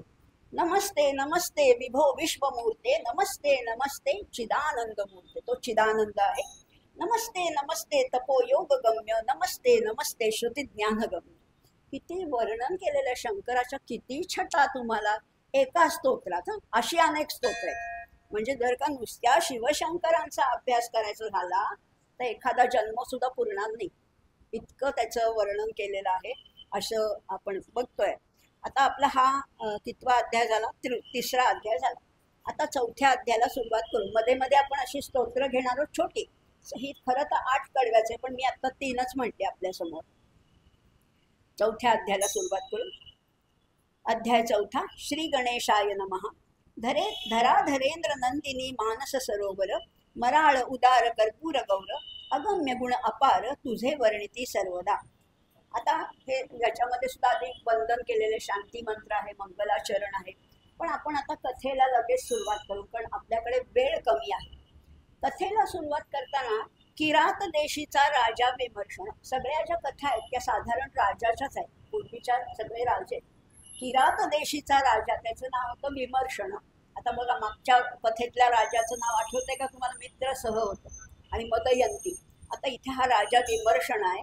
परम प्रतापी शत्रुभंजन, मृगया करीत हिंसक दारुण, मध्य मांसी रथ सदा. पण हा चांगला नव्हता राजा, थोडा हिंसक होता. चतुर्वर्णाच्या स्त्रिया भोगित, निर्दय अधमेची वर्तत, परी शिवभजनी असे रत, विधीने पूजित नित्य शिवासी. सगळे दुर्गुण होते, पण एकच सद्गुण होतो की शिवपूजन करत होता. बाकी सगळं व्यसन, दुराचार सगळं वाईटच होता. पूर्वजन्मी हा श्वान होता. हा मागच्या जन्मी कुत्र्याचा जन्म होता. भक्ष्याच्या आशेने तो शिवमंदिरात एकदा गेला होता. तिथून त्याला हाकललं कुणीतरी, पुजाऱ्यांनी हाकललं असलं की इकडे येऊ नको म्हणून परत हाकललं तर तो असा डाव्या बाजूने गेला आणि असा सहज प्रदक्षिणा घडली. काल आपण पाहिलं की नाही, व्याधाला कशी सहज प्रदक्षिणा. त्यांनी काही मुद्दाम ठरवलं नव्हतं, तो आपला असे इकडनं गेला डावीकडनं आपोआप. तशी या कुत्र्याला पुन्हा पुन्हा 3दा प्रदक्षिणा शिव मंदिराला घडली. तिथेच त्यांनी प्राणत्याग केला. पूर्व पुण्याईने तो राजा झाला पुढच्या जन्मी, पण ज्या पूर्वजन्मीच्या वासना होत्या त्याच्यामुळे दुराचरण मात्र घडते. आता त्याची पत्नी आहे कुमुदवती. त्याच्या पत्नीचं नाव आहे कुमुदवती. ती मागच्या जन्मी कबूतरी होती, कपोती होती. आणि तिच्या मुखात काय झालं, मांसाचा तुकडा होता. त्या कबुतराने कुठला तरी मांसाचा एवढासा तुकडा धरला होता चोचीमध्ये, आणि त्यात तिच्या मागे लागला ससाणा. आणि म्हणून ती पळतीये, पुढे पुढे धावती, म्हणजे उडतीये. आणि असं उडता उडता तिला शिव मंदिराला 3 प्रदक्षिणा झाल्या. किती कॅज्युअल गोष्टी आहेत. म्हणजे खरं म्हटलं तर आम्ही म्हणतो की आम्ही एवढ्या प्रदक्षिणा घालतो, आम्हाला काहीच चालून मिळत नाही. पण हिने फक्त 3 प्रदक्षिणा, ते सुद्धा त्या ससाण्यापासून वाचण्यासाठी 3 प्रदक्षिणा घातल्या. ससाण्याने झडप घातली, त्यावेळेस त्या प्रदक्षिणा घातल्या, ती पुण्याई फळाला आली आणि ती पुढच्या जन्मी राणी झाली. बघा आता काय कमाल आहे. मग आता ती म्हणते या पुढचे जन्म कुठले? ती कुमुदवती विचारते, पुढचे जन्मात पण आमचं असंच आहे का?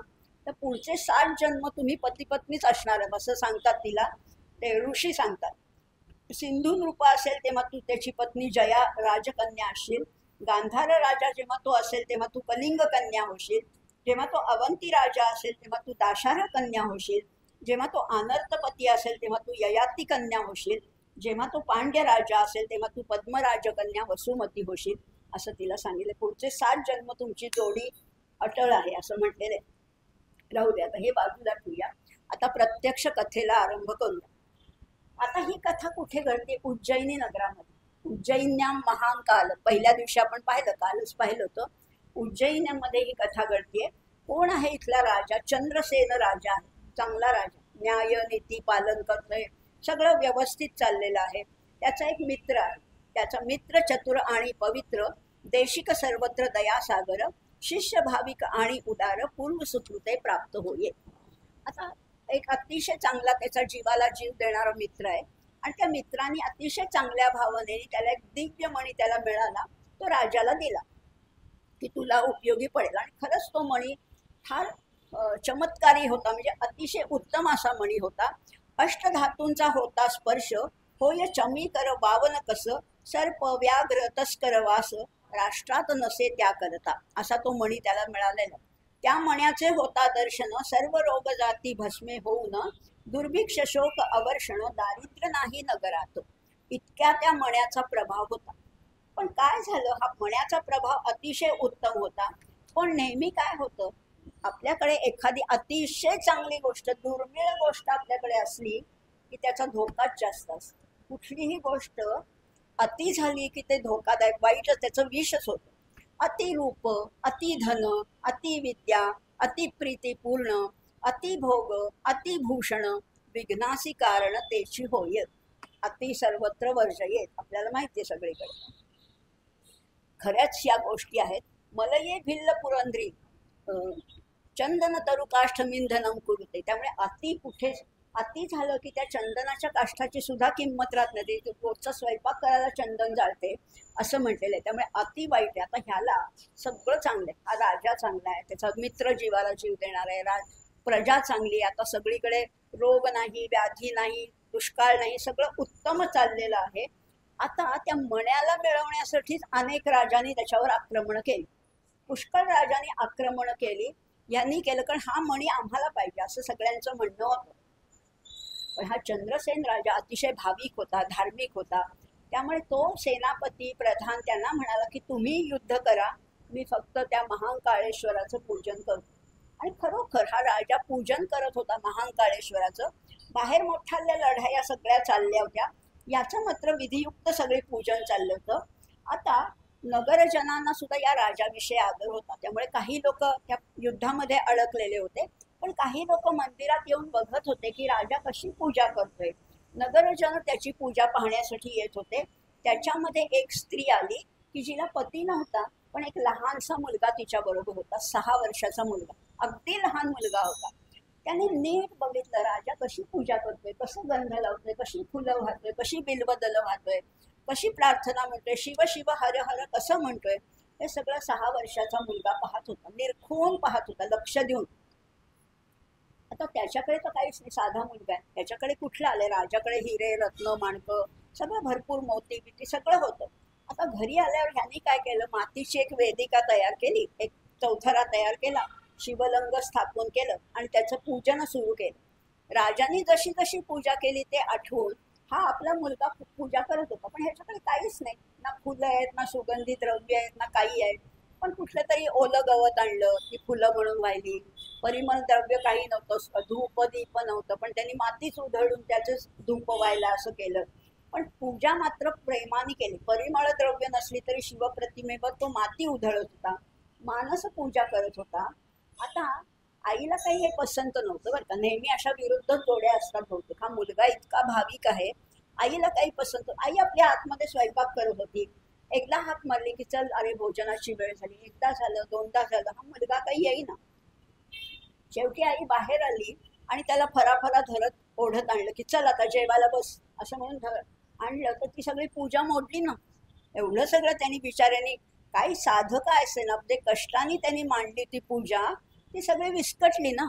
त्याला फार वाईट वाटलं. तो म्हणाला की आई असं काय केलंस तू. त्यामुळे पूजा विस्कटली. ह्या त्या बालकाने पाहिलं आणि त्याला अगदी फार वाईट वाटलं. तो रडायला लागला, आक्रोश करायला लागला. आणि आई पण आज जाऊन अपशब्द काहीतरी त्याला वाईट बोलायला लागली आणि तिने आज जाऊन तिचं भोजन करून घेतलं, हा जेवायला आला नाही तरी. आता बालक इकडे रडतच होता. हे पाहून साक्षात उमारमणाने एक अद्भुत तिथे केलं. त्यांनी जी पूजा मांडली, तिनं गवताचं तृण मंदिर केलं होतं, त्याचं झालं रत्नखचित शिव मंदिर. त्याच्याच घरामध्ये ते रत्नखचित एवढं शिव मंदिर झालं. हिऱ्याचे स्तंभ आहेत, नाना रत्नांचे कळस आहेत, मणिमय असं शिवलिंग तिथे तयार झालं. इतकं उत्तम आहे. आता बालका रडत होता, डोळे उघडून पाहिलं तर जी पूजा पाहिली त्यामुळे तो आनंदाने नाचायला लागला. आणि आता हे आईला सांगावं म्हणलं. आई आज झोपलेली होती, जेवण करून ती झोपली होती. तर ती जिथे झोपली ती तो रत्नमंचक झाला होता. तिचा रत्नपंचक झाला होता. पुन्हा पुन्हा आता तो सगळं जेव्हा पाहिलं त्यांनी माते, मग हे सगळं झालं. आता तो इतका आनंदी झाला, पुन्हा पुन्हा शिव स्मरण करायला लागला, पुन्हा पुन्हा त्याला धन्यवाद द्यायला लागला, तुझी कृपा आहे असं म्हणायला लागला. तेव्हा साक्षात उमारमण त्याच्या समोर प्रगट झाला आणि म्हणाला, तुला काय पाहिजे बाळा, काय पाहिजे? आणि ही सगळीच बाळं जी आहेत ना, इतकी खरंच निर्व्याज मनाची आहेत, निष्पाप मनाची आहेत. हा मुलगा काय म्हणाला की माझ्या आईचं भलं होऊ दे, माझ्या आईला चांगलं हे सगळं मिळू दे. आणि म्हणून तिला तिचं रूपही पालटली, ती स्वरूपवती झाली. बालकांनी तिला जागा करून तिला शिवदर्शन घ्यायला सांगितलं. आता त्या स्त्रीला आधी तरी ते शिवपूजन आवडत नसलं तरी आता एवढं मिळाल्यावर तिला खरंच आनंद झाला. आता म्हणली ही बातमी राजाला सांगावी, म्हणून ती अशी धावत धावत त्या राजाकडे गेली आणि राजा सुद्धा दर्शन घेण्यासाठी आला. राजा आला तसेच मग इतर देशांचे सगळे राजे, जे लढाया चालू होत्या बाहेर, ते सगळे राजे सुद्धा आले. आणि ज्या मण्यासाठी हे युद्ध सुरू झालं होतं तो मणी राहायला बाजूलाच, पण सगळ्या राजांचं मत परिवर्तन झालं. ते द्वेष दुर्वासना सगळं टाकून दिलं आणि सगळे शिवपूजनाला लागले. शिवभक्ती अशी आगाध आहे आणि अशी ही अवंती नगरी त्या शिवपूजनाने, त्या महाकाळेश्वराच्या पूजनाने अक्षरशः धन्य झाली. आजही सप्तपुरीमध्ये अवंतिकेचं नाव आहे. अयोध्या, मथुरा, माया, काशी, कांची, अवंतिका, पुरी द्वारावती चैव सप्तैका मोक्षदायिका, अशी ही अवंती नगरी आहे. अशी ही एक कथा आपण ह्याच्यातली पाहिली. अनेक कथा आहेत खरं म्हटलं तर.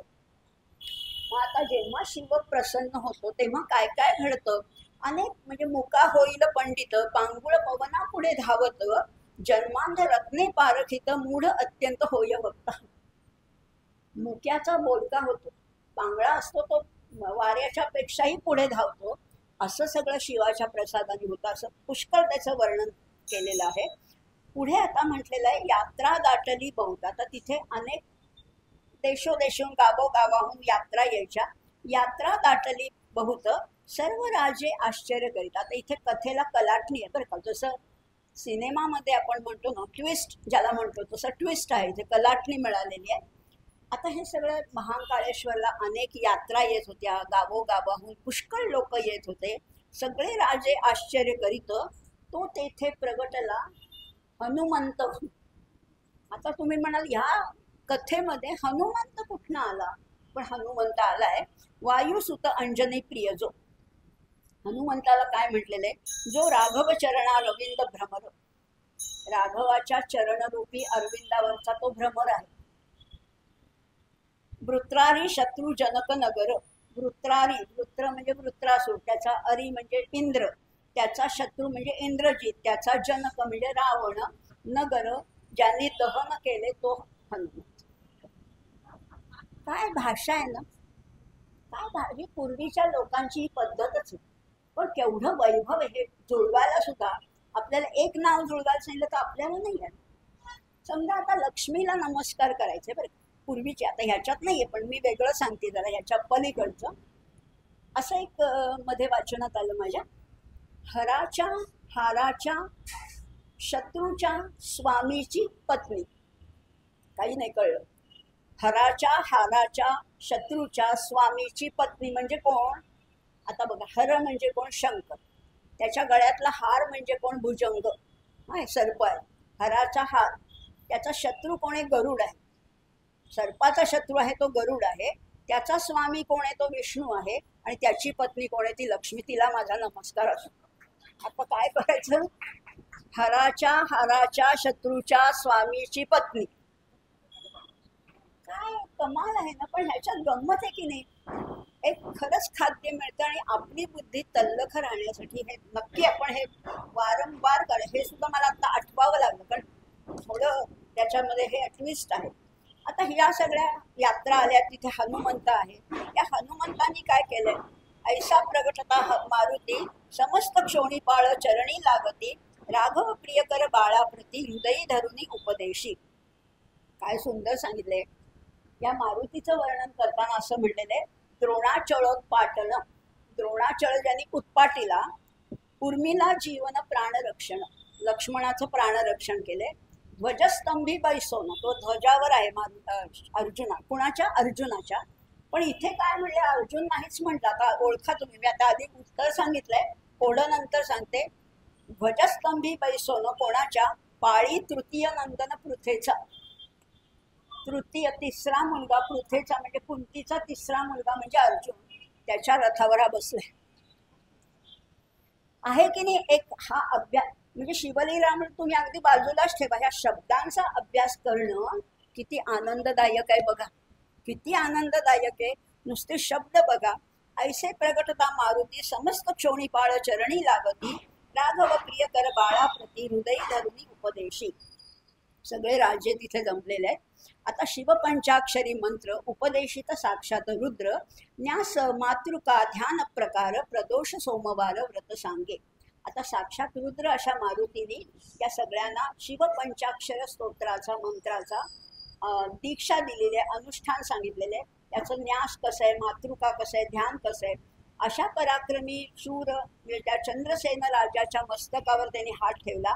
त्याच वेळेला त्या चंद्रसेन राजाला 14 विद्या 64 कळा या सगळ्या प्राप्त झाल्या. आणि त्या दिवसापासून हात ठेवला म्हणून त्या दिवसापासून चंद्रसेन राजाचं नाव बदललं आणि त्याचं नाव झालं श्रीकर. श्रीकर. आता हा श्रीकर कोण आहे, सगळ्यांनी जय जयकार केला. यावर हनुमंत काय म्हणतो बघा. आता हात तर ठेवला, तो म्हणतो याच्या 8व्या पिढीमध्ये नंद जन्मणार आहे. नंद आणि त्याच्या घरात नंदनंदनाचा वास असणार आहे. नंदा कृष्णाचा बघा कुठपर्यंत नेलेले. असं बोलून तो हनुमंत अंतर्धान पावला. तेव्हा या चंद्रसेनानी म्हणजे श्रीकरांनी सगळ्या राजांची वस्त्र अलंकार देऊन बोळवण केली. कारण आता सगळं युद्ध संपलं ना, सीज फायर झालेलं आहे. त्यामुळे युद्ध संपलं आणि सगळ्यांना त्यांनी म्हणजे आदराने त्यांची बोळवण केलेली आहे. हे सगळं ते शिवचरित्र शिवलीला आपण बघतोय. हे कुणाला समजतंय, जे भाविक आहेत, भक्त आहेत, सज्जन आहेत त्यांना हे आवडतं. पण निंदक दुर्जन अभक्त त्यांना नाही आवडत. ते अंधारी लपती दिवा भीत, ते दिवसा लपून बसतात. शिवनिंदकासी वैकुंठनाथ महानरकात निर्मूल झाली. आपल्याला काही भीती नाही आहे, आपल्याला घाबरण्याचं कारणच नाही आहे. पण आपण दिवा भीत नाही. आपण आत्ता इथे जमलो आणि त्या शिवशंकराच्या समोर आपली ही कथा सुरू आहे. त्यामुळे आपल्याला हा धोका नाही आहे. आणि मग असं सांगतो शेवट करताना म्हटलेलं आहे, शिवलीलामृत ग्रंथ प्रचंड स्कंद पुराण ब्रह्मोत्तर खंड परिसोत सज्जन अखंड चतुर्थाध्याय गोडहा श्री सांब शिवार्पण मस्तू शुभम भवतु. अध्याय संपला. एक स्तोत्र म्हणूया, छोटंसं, अगदी सगळं नाही म्हणणार, फक्त तोंड ओळख करून देण्यापूर्वी. आता हे जे स्तोत्र आहे हे अर्धनारी नटेश्वर स्तोत्र आहे. फार सुंदर. अर्धनारी नटेश्वर आपल्याला कल्पना आहे, आपण अनेक वेळेला फोटो पाहिले असतील, पूजा केली असेल. पण त्याच्यामधलं तत्व काय आहे? तत्व काय आहे तर तो प्रकृती आणि पुरुष या दोघांच्या मिलनातनं ही सगळी सृष्टी घडलेली आहे. किंवा ते जो मी नेहमी मंत्र म्हणते, आज नाही म्हटला पण नेहमी ते म्हणते, काय म्हणते, वागर्थाविव संपृक्तो वागर्थ प्रतिपत्तये जगत पितरं वंदे पार्वती परमेश्वर. या जगताचे माता पिता कोण आहेत? हा पार्वती आणि ही परमेश्वर, हे माता पिता आहेत. कसे आहेत?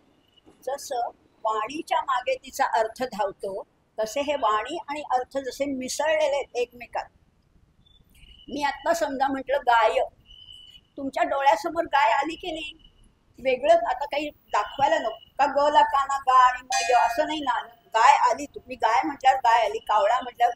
वाणी आणि अर्थ जसे एकमेकात सामावलेत तसे हे प्रकृती पुरुष एकमेकात इतके सामावलेत आणि या जगताची सगळी सृष्टीची निर्मिती त्यांनी केलेली आहे.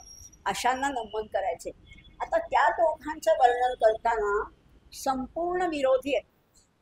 हा वेगळा ती वेगळी, नाहीतरी संसारात असंच असतं ना, त्या तो वेगळा असतो आणि ती वेगळी असते, तेव्हा ऑपोजिट पोल्स अट्रॅक्ट असं आपण म्हणतो ना, तसं तिथे आहे. तो कसा आहे आणि ती कशी आहे बघा. आधी तिचं वर्णन केलं, लेडीज फर्स्ट. काय म्हटलेलं आहे? चांपेय गौराध शरीरकायै कर्पूर गौराय शरीरकाय धम्मिल्लकायैष जटाधराय नमः शिवायैच नमः शिवाय नमः शिवायैच नमः शिवाय. दोघंही गोरे आहेत बरं का, पण गोरेपणात फरक असतो. ती कशी आहे? चांपेय गौरार्ध, चाफ्याच्या सोन चाफ्याच्या वरण्यासारखी अशी नितळ गोरी आहे असं तिचं शरीर आहे. आणि ह्याचं शरीर कसं आहे, कर्पूर गौर, कापरासारखं आहे, फासलेलं आहे ना, भस्म फासलेलं आहे. दोघंही गोरेच आहेत पण दोघांच्या मध्ये खूप फरक आहे. हिने केस कसे बांधले, धम्मिल्ल कायईच जटाधराय, हिने छान केसांचा अंबाडा घातलाय, त्याच्यावर मोगरीचा गजरा घातलाय आणि ह्यांनी आपल्या कशा तरी जटा बांधलेल्या आहेत. असा या दोघांच्या मध्ये फरक असला तरी नमः शिवायच नमः शिवाय, त्यामुळे तो वेगळा ती वेगळी. असं म्हटलेलं आहे विशाल नीलोत्पल लोचनाय, दोघांचे विशाल नेत्र आहेत. विशाल नीलोत्पल लोचनाय, तिचे डोळे कसे आहेत, कमळासारखे विशाल आहेत.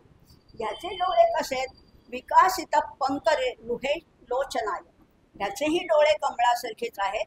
समेक्षणायच विषमेक्षणाय, हिचे डोळे सम आहेत कारण 2 डोळे आहेत आणि त्याचे विषम डोळे कारण त्याला 3 डोळे आहेत.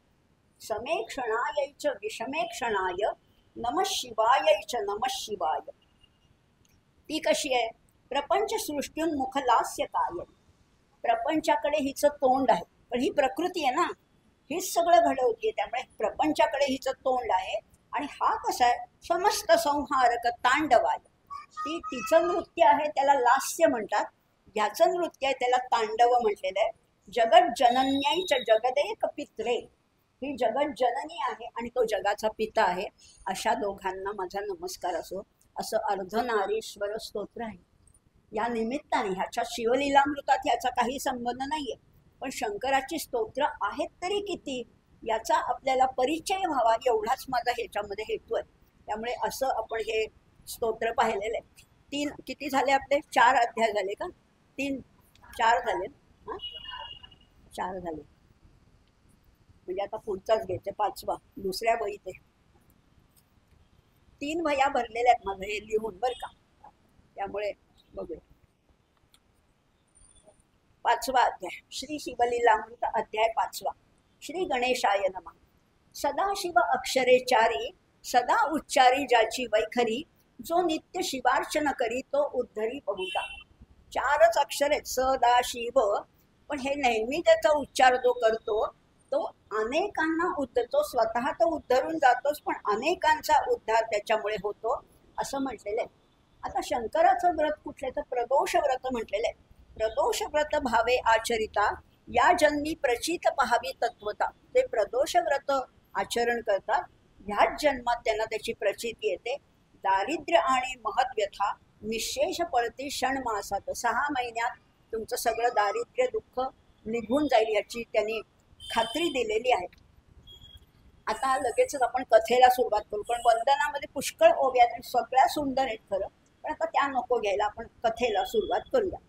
विदर्भ देशातली कथा आहे, वेगवेगळ्या देशातले आपण अवंतिका पाहिलं, इक्ष्वाकू वंश पाहिला, अनेक कथा पाहतात. आता विदर्भ देशाची कथा आहे. सत्यरथ नावाचा पराक्रमी राजा होता, उत्तम राज्य कारभार करत होता, पण एकच गोष्ट होती, शिवभजन नाही. त्यावर शाल्वदेशीच्या राजाने एकदा स्वारी केली. 7 दिवस युद्ध सुरू होतं. सत्यरथ राजा होता तो धारातीर्थी पडला. हे थोडक्यात घेते कारण पुढची कथा महत्वाची. त्या दुसऱ्या राजाने स्वारी केली, आक्रमण केलं, ह्या राजाचा मृत्यू ओढवला त्याच्यामध्ये. आणि मग राजा मुख्य गेल्यानंतर सगळे शत्रू नगरात शिरले, सगळीकडे अंधाधुंदी अराजक माजलं. याच वेळेला काय झालं तर जी राणी होती, इंदुमती नावाची जी राणी होती, ती नेमकी गर्भवती होती. आता तिला काही ठाराच नाही, आपला पती नाही, सगळे शत्रू घुसलेले आहेत. आता ती जाणार तरी कुठे, ती पळणार तरी कुठे. पण तशीच ती गर्भवती अवस्थेमध्ये ती वनामध्ये पळून गेली, लपत छपत काट्या कुट्यातनं मार्ग काढत. एवढी राणी बरं का, की अशी त्या वनामध्ये पळून गेली. अतिशय सुंदर, अतिशय सुकोमल अशी राणी. तिची प्रसूती जर का राजवाड्यात झाली असती तर किती थाटात झालं असतं त्या बाळाचा जन्म. पण आता बघा ना, दैव जाणीले कोणी, खरंच आहे. लवांकुशाचा हलवी पाळणा वनी वाल्मिकी मुनी. आता वाल्मिकी मुनीनं काही पाळणा हलवायचं कारण आहे का, पण त्यांच्याही दैवात ते होतं ना. कशा गोष्टी आपल्याला पुढच्या क्षणी काय घडणार आहे सांगता येत नाही. अगदी वैभवाच्या शिखरावर असलेला खाली गडगडत येतो, किंवा खाली अगदी एखादा असलेला कधी शिखर, काही सांगताच येत नाही. पण ही तिची सुद्धा अवस्था झाली. ती वनात कशी बशी धडपडतीये, पळतीये, गर्भवती अवस्थेत अगदी दिवस भरत आलेले अशी वनात गेली, एका सरोवराच्या काठी होती आणि तिथे ती प्रसूत झालेली. त्यामुळे ती प्रसूत झाली, पुत्ररत्न झालं. आता कोण तिचं बाळणपण करायला कोणीही नाहीये, किंवा काय जे पुढचे उपचार असतात तेही करायला कोणी नाहीये. तसंच तिने त्या बाळाला आपल्यापासून दूर केलं आणि त्या जवळ जे सरोवर होतं किंवा तिथपर्यंत ती गेली आणि त्या पाणी प्यावं असं म्हणलं. आता थकवा तिला आलाच असणार आहे, त्यामुळे तिने असं ओंजळीत पाणी घेऊन थोडं पाणी प्यावं, थोडं हातपाय धुवावेत असं तिला वाटलं. म्हणून ती त्या तलावामध्ये वाकली, मात्र मगर आली तिकडनं आणि तिला ओढून घेऊन गेली. आता काय करणार, बाळ एका तासाचं सुद्धा बाळ नाहीये. आता मगर तिला घेऊन गेली. इकडे तो राजपुत्र एकटाच रडत होता. आता प्रत्येकाला कोणी ना तरी कोणी वाली असतोच, म्हणजे ज्यांनी चोच दिलीये तो चारा देतोच.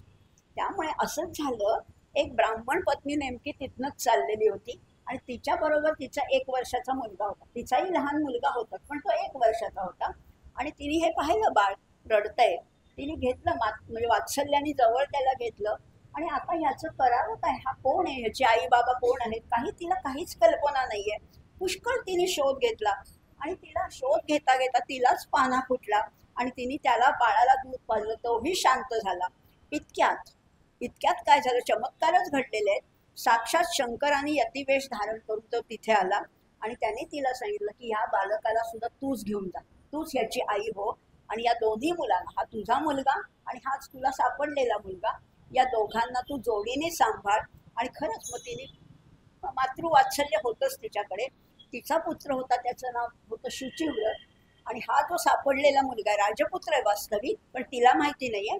हा सापडलेला मुलगा आहे, याचं नाव ठेवलं त्यांनी धर्मगुप्त. हा धर्मगुप्त आणि तिचा मुलगा शुचिव्रत, अशा दोघांना घेऊन ती गेली. आता तिच्याकडे काहीच उत्पन्नाचं साधन नव्हतं, ती भिक्षा मागत होती. एकचक्रा नावाच्या नगरीमध्ये गेली. तिथे एक शिवालय होतं, तिथे शांडिल्य ऋषी बसलेले होते, तपस साधना करत होते. त्यांच्याजवळ गेली, या दोघांना त्यांच्या पायावर ठेवलं, आपण नमस्कार केला आणि म्हणाली यांचं काय आहे, यांचं काय नियती काय आहे, किंवा त्यांचं प्रारब्ध प्राक्तन काय आहे हे सांगावं मला. आणि म्हणून त्या त्रिकालज्ञानी अशा शांडिल्य ऋषीने त्या सगळा वृत्तांत सांगितलेला आहे. त्या शांडिल्य ऋषींना विचारल्यावर ते म्हणाले की हा जो ह्याचे वडील जे आहेत सत्यरथ राजा, जो मारला गेला होता ना, सत्यरथ हा पूर्वीचा राजाच होता. प्रदोष समयी तो शिवार्चन करत असे. मागच्या जन्मीची कथा सांगताय ना. प्रदोष समयी तो शिवार्चन करत असे. पण एक त्याचा नियम असा आहे की शिवपूजा करताना मध्ये अर्धी सोडायची नसते. आता काय झालं, हा शिव करत असताना शत्रूंची गजबज ऐकू आली. पूजा चालू होती याची, शत्रूंची गजबज ऐकू आली. तसाच तो पूजा सोडून उठला. तितक्यात प्रधानाने एका शत्रूला बंदी करून त्याच्या समोर आणलं. तेव्हा यांनी काय केलं, उन्मत्तपणे शत्रूचा अगदी शिरच्छेद केला आणि त्या आनंद झाला ना, शत्रूला पकडून आणलं. आनंदाच्या भारात त्यांनी जाऊन भोजन केलं, अगदी सेलिब्रेट केलं, महोत्सव केला. तेव्हा ही पूजा अर्धवट टाकून केल्यामुळे या जन्मी तो अल्पवयामध्ये मृत्यू पावला. सगळ्याला कारण आहे. आपण म्हणतो हे काय असं का घडलं, असं प्रत्येक गोष्टीला कारण आहे. बरं, याची जी पत्नी होती कुमुदवती, तिने पूर्वीच्या जन्मी सवतीचा खून केला होता. सवतीला विष देऊन मारलं होतं आणि ती सवत मगर बनून आली आणि तिला घेऊन. काय कमाल आहे, कुठल्या कुठे हे, म्हणजे काय गुंतागुंत आहे खरं. याच्या मातेने सवत मारली, तो जळी मगर विवशी झाली, पूर्व वैरे मोढून नेली, क्रोधे बक्षिली विदारुणी. ऐसा प्रदोष काळीचा महिमा. आता प्रदोष आपल्याला ती बाकीची कथा नव्हती. प्रदोष काळीचा महिमा अगोचर निगमागमा, मग काय बोले उमा, मम पुत्र दरिद्री का झाला. तर ह्याचं कळलं, या धर्मगुप्ताचं कळलं, पण माझ्या मुलाने असं काय पाप केलं, विचारायला काही धड खायला प्यायला सुद्धा नाहीये. तुझ्या पुत्रे प्रतिग्रह बहुत, पूर्वी घेतले दुष्ट अमित, दान केले नाही किंचित, शिवार्चन न करी सदा कदा. तुझ्या मुलांनी पुष्कळ धन कमावलेलं होतं, पण अजिबात दान धर्म केला नाही आणि शिवार्चन तर त्याहून केलं नाहीये. आणि हे करत असताना नेहमीच आपल्याला सगळे आपले जे अवयव आहेत त्या प्रत्येकाला एक एक शाप आहे, एक एक वर आहे आणि एक एक शाप आहे. परान्ने जिव्हा दग्ध यथार्थ. दुष्ट घरी किंवा वाईट ठिकाणी अन्न सेवन केलं, परांनी जीभ जीभ जळून जाते किंवा जिभेचे काही आजार होतात, तोंड येणं किंवा जिभेला फोड येणं हे आजार होतात. दुष्ट प्रतिग्रहे दग्ध हस्त. दुष्ट प्रतिग्रहे दान घेतलं या हाताने, प्रतिग्रह म्हणजे घेणं, त्या दुष्टांकडनं आपण दान घेतलं तर हात जळून जातात असं म्हटलेलं आहे. स्त्री अभिलाषे नेत्र होत दग्ध. स्त्रीची अभिलाषा केली तर नेत्र दग्ध होतात. मंत्राचे सामर्थ्य मग कैचे, असं खूप त्याचं वर्णन केलेलं आहे. मग उमेने पुत्र दोन्ही घातले ऋषींचे चरणी, तेणे पंचाक्षर मंत्र उपदेशुनी प्रदोष व्रत उपदेशिले. अगदी उमा होती ना ब्राह्मण पत्नी, तिने या दोन्ही मुलांना त्याच्या पायावर घातलं आणि त्या प्रदोष मंत्राचं उच्चारण त्यांनी सांगितलेलं आहे. आता कसं करायचं ते प्रदोष व्रत? शुभ्र वस्त्र लेवावे आपण, शुभगंध सुवास सुमन, मग शिवलिंग स्थापून पूजा करावी विधियुक्त. शुभ्र वस्त्र नेसावं, सुवासिक चांगली पांढरी शुभ्र फुलं आणावीत, शिवलिंग स्थापन करून त्याची विधियुक्त पूजा करावी. यथा सांग शिवध्यान मग करावे पूजन, राजोपचारे सर्व समर्पून करावे स्तवन शिवाचे. असं प्रदोष व्रताचं खूप महात्म्य सांगितलेलं आहे. आता ही दोन्ही मुलं आहेत आणि त्यांची ती आई आहे उमा. हे सगळं त्यांनी ते प्रदोष व्रत त्यांनाही सांगितलेलं आहे. ते आणि दोघेही शहाणे होते, चांगले होते, अगदी गुणी बाळ आहेत. 4 महिनेपर्यंत दोघेही आचरती प्रदोष, गुरुवचने यथार्थ शिवपूजन करीती पै. आता ही दोन्ही मुलं उत्तम शिवपूजन करतात. ब्रह्मपुत्र शिवव्रत एकला नदी तीरी क्रीडत, दरडी ढासळता अकस्मात द्रव्य घट सापडला. हा जो त्या ब्राह्मण स्त्रीचा जो मुलगा आहे शुचिव्रत नावाचा, तो एकदा क्रीडा म्हणजे नदीच्या काठावर खेळत असताना एक दरड कोसळली आणि त्या दरडीमध्ये त्याला एक द्रव्याचा हंडा सापडला, सोन्याचा हंडा, मोहराचा हंडा सापडला. तो घराकडे घेऊन आला, आईला दाखवलं की अगं हे बघ मला काय सापडलं. तो म्हणाला की बघ हा प्रदोष व्रताचाच खरं तर महिमा आहे. ऐश्वर्य आपलं आता वाढत चाललेलं आहे. अगदीच ते भिक्षा मागत होते, आता ऐश्वर्य वाढत चाललंय. पण तिघही इतके चांगले आहेत. ती म्हणतीये की राजपुत्र असं म्हणे ते समयी, अर्थद्रव्य विभाग घेई, ठेरू म्हणे सहसाई, विभाग न घेई अग्रता. ती म्हणते आता ह्याचे 2 भाग कर, त्याला पण दे ना. जरी त्याला सापडला नसला तरी तुझ्यात त्याचा वाटा आहे. तो म्हणला नाही नाही, मला हाही वाटा नको, सगळं त्यालाच दे. तीही चांगली आहे, तोही चांगला आहे आणि हाही चांगला आहे. या अवनीतील धन आमुचेचे आहे संपूर्ण. तो राजपुत्र म्हणतो की बरोबर आहे, तू मला दिलंस हेही बरोबर आहे, पण त्यांनी हवरटासारखं घेतलं नाही. तो म्हणतो मी राजपुत्र आहे, त्यामुळे हे धन आमचं आहे हे मला मान्य आहे.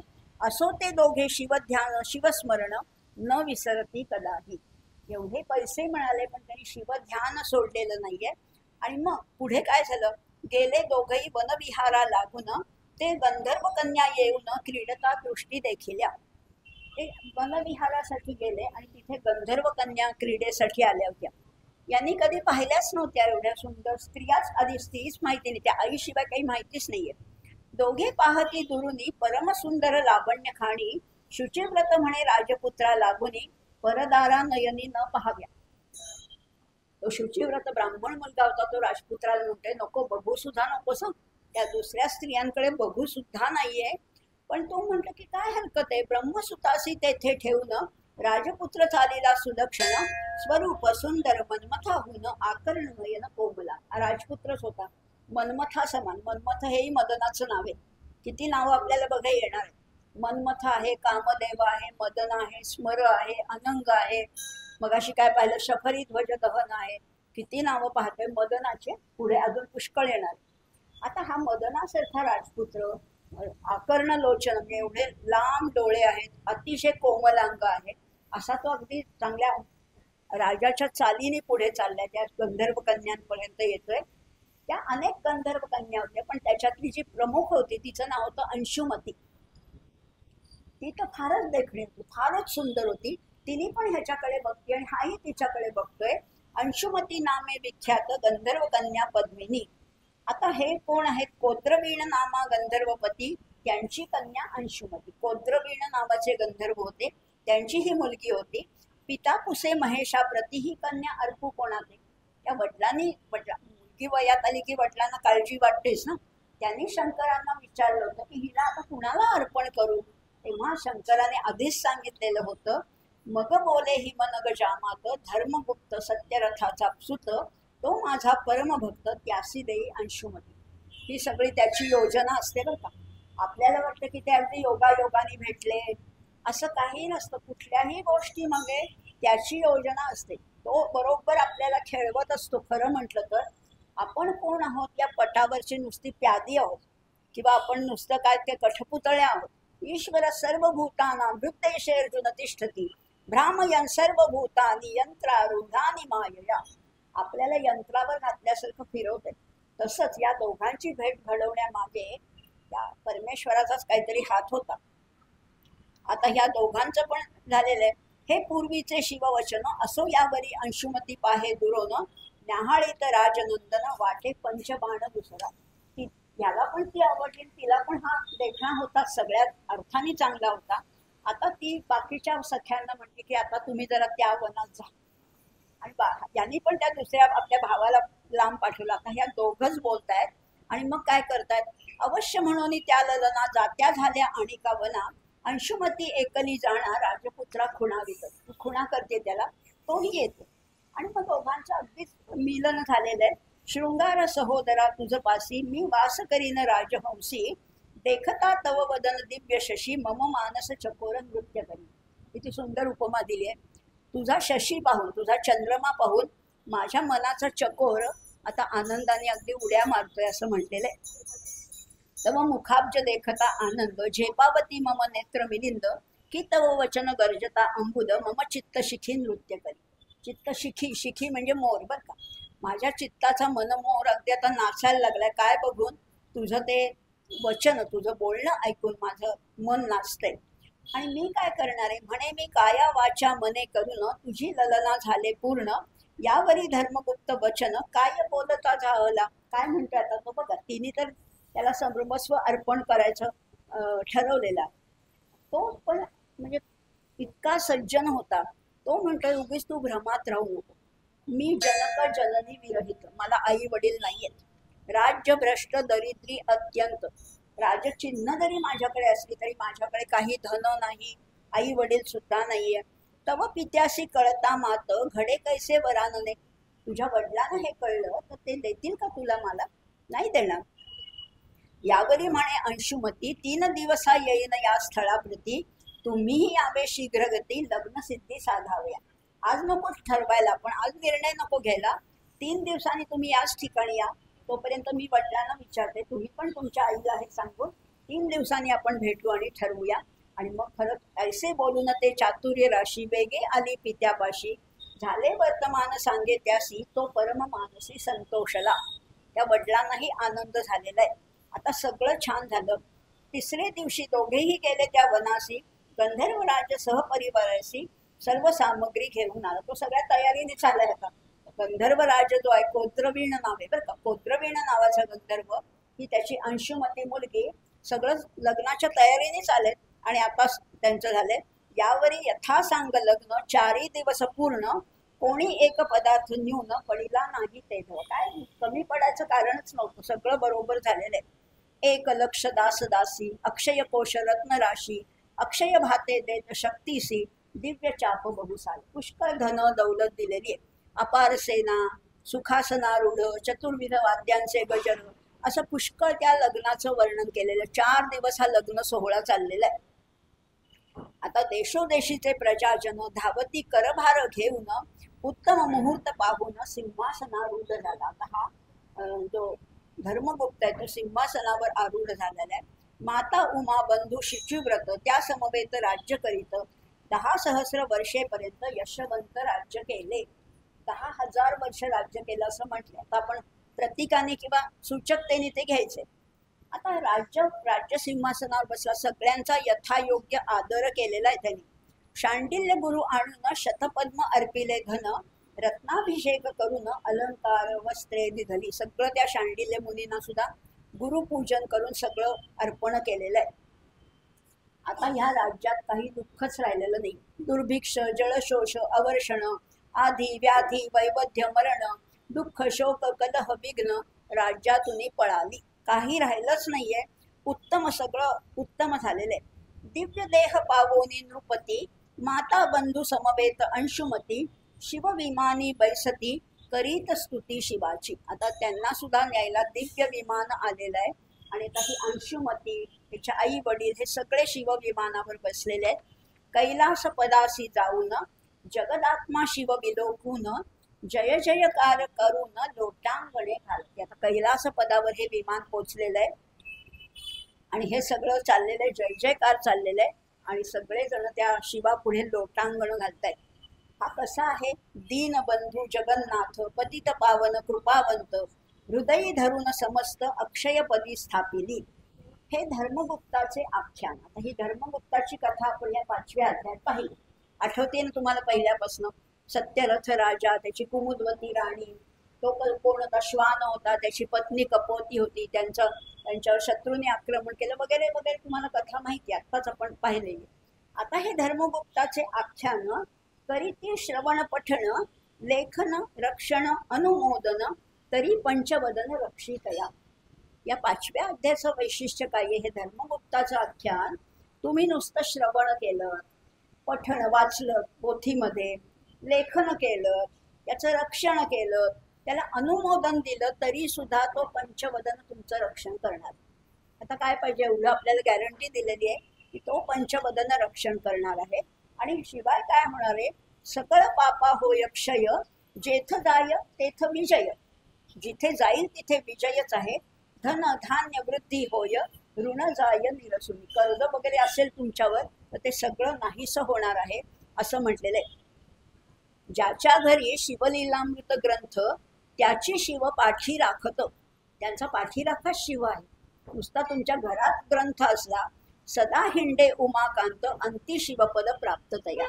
त्यामुळे अंती शिवपद निश्चित प्राप्त होणार आहे. असा हा ग्रंथ कसा आहे? त्याला उपमा दिली आम्रवृक्षाची. हा ग्रंथ आम्रवृक्ष सुरस, पद्मरचना फळे आली पाडास. ही जी पद्य रचना केली आहे ना, ही फळं आली, पाडाला आलेले, कैऱ्या लागल्या आहेत पण साध्या कच्च्या नाही आहेत, पाडाला आलेल्या आहेत. कुतर्कवादी जे वायस, मुखरोग त्यास नावडे. असं म्हणतात, अशी म्हण आहे की आंब्याला मोहर आणि कावळ्याला मुखरोग. आंब्याला जेव्हा मोहर येतो तेव्हा नेमका कावळ्याला मुखरोग झालेला असतो, त्याला त्याचा आस्वाद घेता येत नाही. आपल्यामध्ये सुद्धा असे काही नास्तिक लोक असतात की त्यांना हे आवडतच नाही. इतकी सुंदर कथा शिवलीलामृताची असून सुद्धा अनेकांनी ती आवडतच नाही असं म्हणले. कुतर्कवादीचे वायस, वायस म्हणजे कावळे, मुखरोग त्यास न आवडे असं म्हटलेले. आणि मग समारोप करताना म्हटले, शिवलीलामृत ग्रंथ प्रचंड, स्कंद पुराण ब्रह्मोत्तर खंड, परिसोत सज्जन अखंड, पंचमोध्याय गोडहा इति पंचमोध्याय. श्री सांब सदाशिवार्पणमस्तु, शुभम भवतु. असा हा 5वा अध्याय. आज आपण 3 अध्याय घेतले, जरा भरभर घेतले. आपण मंडूकप्लुती, काल मी शब्द वापरला होता, बेडकासारखे आपण उड्या मारत चाललोय, पण तरी कथा समजते की नाही? सगळे मुख्य भाग आपण घेतो. पण आता तुम्हाला सगळं समजून घ्यायचं असेल, प्रत्येक मंत्र प्रत्येक श्लोक समजायचा असेल तर तुम्हालाच वाचायला पाहिजे. आपणच अभ्यास करायला पाहिजे. महत्वाचे शब्द काढून त्याच्या खाली खूण करून त्याचा अर्थ जाणून घ्यायला पाहिजे, तरच याचा ग्रंथाचा आपल्याला पूर्ण आनंद मिळणार. आणि आपण आता ठरवल्याप्रमाणे एक अध्याय झाला की एक स्तोत्र घ्यायचे. 3रा आणि 4था झाला तर तेव्हा आपण एक स्तोत्र घेतलं. आता 5वा अध्याय संपला, आता अजून एक स्तोत्र घेऊया. आणि ते स्तोत्र काय आहे तर ते आपला जन्म आपण किती वाया घालवतो याच्यावरचं ते स्तोत्र आहे. खरंच आहे, आपण किती वाया घालवतोय. अनेक शास्त्रम बहुवेदितव्यम, अल्पश्च कालो बहुवश्च विघ्नः, यत् सारभूतम तदुपासितव्यम, हंसो यथा क्षीरमेवांबु मध्यात. जाणण्यासारखं खूप आहे की नाही या जगामध्ये? असं कोणीतरी म्हणू शकेल का आता मला जगातलं सगळं ज्ञान झालं, आता काही मला जाणण्यासारखं उरलं नाही, असं कोणी आहे? समजा तुम्ही अगदी फिजिक्समध्ये मास्टरी मिळाली, केमिस्ट्री येते का? बरं केमिस्ट्री आली, बरं केवढी ज्ञान आहे, केवढ्या कला आहेत, केवढ्या विद्या आहेत. एका जन्मात सगळं शिकायचं म्हटलं तर शक्यच नाही. अनेक शास्त्रम बहुवेदितव्यम, आणि काळ किती आपल्या हातात? अल्पश्च. बरं अल्प असून सुद्धा तो किती हेही माहिती नाहीये. 70 आहे का 75 आहे का 90 आहे का उद्याचे मरण काय माहिती, काहीच माहिती नाही आहे. अल्पश्य कालो बहवश्य विपर विघ्न तर पुष्कळ आहे. आजारपण आहे काय, कुठे गावाला जाणं आहे, काहीतरी पुष्कळ आम्ही कारण सांगण्यात आम्ही पटाईत होतो. बहवश्य विघ्न, मग काय करायचं? यत सारभूतम, जेवढं सार आहे तेवढंच घ्यायचं, बाकीचं फापट पसारा टाकून द्यायचं. त्या हिंदी सिरियल मालिका, ते मोबाईलवर व्हॉट्सॲप आणि फेसबुक आणि काय इंस्टाग्राम, हे सगळं फापट पसारा हे टाकून आपल्याला मुख्य सार काय आहे त्याच्याकडे यत सारभूत. आणि त्याला उदाहरण दिलंय कसं, हंसो यथा क्षीरमिवांबू मध्यात. हंस काय करतो, त्याच्यासमोर नीर क्षीर ठेवलं तर फक्त क्षीर घेतो, नीर टाकून देतो. आपल्याला जमेल का? बाकीचं टाकून घ्यायचे, आवश्यक तेवढंच घेतलं तर हे आयुष्य कदाचित पुरेल, निदान जेवढं आहे तेवढं सार्थकी लागेल. पण आम्हाला ते नाही जमत. आम्हाला काहीच जमत नाही. आणि आम्हाला तर जमत नाहीत, आपण तर अगदी सामान्य लोक आहोत. पण शंकराचार्य काय म्हणतात बघा, शंकराचार्य म्हणतात की गर्भात असताना तुम्हाला काही कळतच नाही. कुठपासून आपल्या जन्माला सुरुवात कुठनं होते, आपला जन्म होतो, आपण वाढदिवस वगैरे साजरे करतो, पण त्यापूर्वीच आपण असतो ना. आपल्याला अस्तित्व आहे मातेच्या गर्भात असल्यापासून. खरं तर आपला प्रवास सुरू झालेला आहे. मग आता कधीपासनं, तर आता शंकराचार्य काय म्हणतात ते सांगते बरं का. आदौ कर्म प्रसंगात कलयति कलुषम मातृकुक्षौ स्थितं मां विण्मुत्रामेध्य मध्ये क्वथयति नितरां जाठरो जातवेदाः यद्यद् वै तत्र दुःखं व्यथयति नितरां शक्यते केन वक्तुं क्षन्तव्यो मे पराधः शिव शिव शिव भो श्री महादेव शंभो. काय म्हटलेलं आहे? आदौ कर्म प्रसंगात, आधी काय झालं, कर्मामुळे, मागच्या जन्मातल्या कर्मामुळे मला हा जन्म घ्यावा लागला. आदौ कर्म प्रसंगात कलयति कलुषम मातृकुक्षौ स्थितं मां. आईच्या कुशीमध्ये म्हणजे आईच्या गर्भामध्ये मी राहत होतो. पण राहत कसा होतो, असा काही आरामशीर नव्हतो. किती घाणीत लडबडत होतो. विणमूत्रा मेध्य मध्ये विष्ठा आहे, मल मूत्र, त्याच्यात आई काय खातीये त्याचे सगळे आहेत, पाणीपुरी काय खातीये, काय मसाले, हे सगळं त्या बाळाला सोसावं लागतं. आपल्याला खाताना बरं वाटतं, त्या बाळावर किती आणि तो काही करू शकत नाही. समर्थ आमचे म्हणतात, निरोदे पचे कोण दिले गर्भवासी, अधोमुखरे दुःख त्या बाळकासी. बर मी काय केलं, विणमुत्रा मेध्य मध्ये क्वथयति नितराम जाठरो जातवेदाः. अग्नी होता तिथे, उकडल्यासारखं होतं. उकडलेले बटाटे कसे असतात कुकरमध्ये, तसं मी उकडून निघत होतो, पण मी काही करू शकलो. विणमुत्रा मेध्य मध्ये क्वथयति नितराम जाठरो जातवेदाः यद यद वै तत्र दुःखम. जे जे दुःख होतं ते कुणाला सांगू, मी सांगूच शकत नाही ना. मग कुणाला सांगू, म्हणून मी तेव्हा काही करू शकलो नाही. मला क्षमा कर परमेश्वरा, शंकरा मला क्षमा कर. क्षंतव्यो मे पराध शिव शिव शिव भो श्री महादेव शंभो. आता क्षमा मागितली, गर्भातल्या जीवाने क्षमा मागितली. तेव्हा ठरवलं होतं की मी कोण आहे, सोहम, मी तो आहे. आता मी बाहेर आलो ना की मी नक्की त्याचीच आराधना करणार आणि पुन्हा त्या पदापर्यंत जाऊन पोहोचणार. ठरवलं होतं, पक्क ठरवलं होतं. पण काय झालं, जन्माला आलो सगळं विसरलं. त्या एका क्षणामध्ये सगळा विसर पडला. सोहम म्हणत होतो तो आता म्हणायला लागलो सोहम, काही आठवत नाही. मग आता काय म्हणतात आचार्य, बाल्ये दुःखातिरे कोमल ललित व पुस्तन्यपाने पिपासा नो शक्तश्चेंद्रियेभ्यो भवजन गुणिता जंतवो मान तुदंती नाना रोगादि दुःखात रदन परवशम शंकरं न स्मरामि क्षंतव्यो मे पराध शिव शिव शिव भो श्री महादेव शंभो. लहानपणी काय झालं, बाल्ये दुःखातील, किती दुःख असतात हो. आईचं लक्ष असतं नसतं, कधी ओलं होतं, कधी मुंगी चावते, कधी काय काय काय काय पोट दुखत असतं. किती त्या बाळाला सुद्धा दुःख आहे. बाहेर आल्या बाल्ये दुःखाती रवको मल लुलित वपू. त्या घाणीत लोळत असतो, ते दुःख घाण झाले त्याच्यातच मी लोळतोय. मल लुलित वपू स्तन्यपान, आणि मला एकच ओढ होती, दूध प्यायचं. स्तन्यपाने पिपासा नो शक्तश्चेंद्रिय भो. मला खास सुटली तरी मी खाजवू नाही शकत आहे. नो शक्तश्चेंद्रिय भो भव गुण जनिता जंतवो मान तुदंती. पोटातले जंत असतील, बाहेरच्या सगळ्यांनी मला खूप त्रास दिलाय. नाना रोगादि दुःखात रदन पर. मला एकच अस्त्र होतं माझ्याकडे, रदन, रडायचं, बास एवढंच मला होतं. परवशम, माझ्या हातात काहीच नको. तेव्हा त्यामुळे तेव्हाही मी शंकरन न स्मरामी, काही स्मरण केलं नाही. झालं. आता आता मोठं झाल्यावर तरी कळायला लागायला पाहिजे की नाही. खरं प्रौढोहम, प्रौढ झालो मी. प्रौढोहम यौवन असतो विषय विषधने पंचबीर मर्म संधौ दष्टो नष्टो विवेक सुत धन युवती स्वादु सौख्ये निषण्णः शैवी चिंता विहीन मम हृदय महो मान गर्भाधिरूढम क्षंतव्यो मे पराध शिव शिव शिव श्री महादेव शम. काय काय केलं, प्रौढ झालं की नाही. आताच सगळं कळतंय, आता माझ्या ताब्यात आहे सगळं. खरं करायला पाहिजे ना. केलं का आपण 25व्या वर्षी 16व्या वर्षी? काही नाही केलं. का नाही केलं? प्रौढोहम यौवन असतो, यौवनाचा मध होता, तरुणपणाचा एक मध होता. विषय विषधने पंचभीर मर्म संघ, 5 विषय आणि 5 ज्ञानेंद्रिय त्यासारखं ते डंख करतायत सगळे. म्हणजे शब्द स्पर्श रूप रस गंध हे सगळे 5 नाग मला सारखे मर्मबंधावर डंख करताय. त्यामुळे मला तेव्हा काही कळलं नाही. मग तेव्हा काय होतं, पंचभीर मर्म संतो दष्टो नष्टो विवेकस, विवेकच राहिला नाही. तारुण्याच्या भरामध्ये कुठे विवेक उरतो.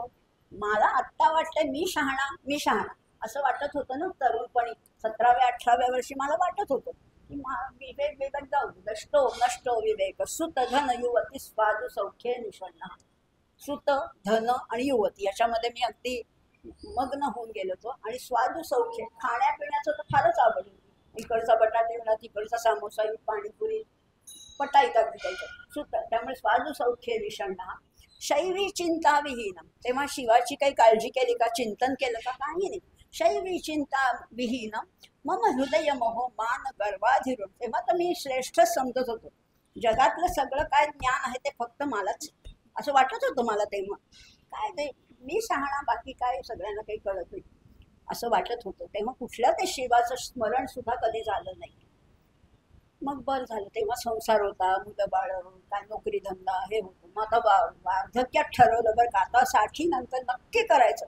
वार्धक्य काय झालं, मग सगळ्या इंद्रियांच्या चिंता झाल्या, व्याधी लागल्या, हे दुखतंय ते दुखतंय असं सगळं झालं.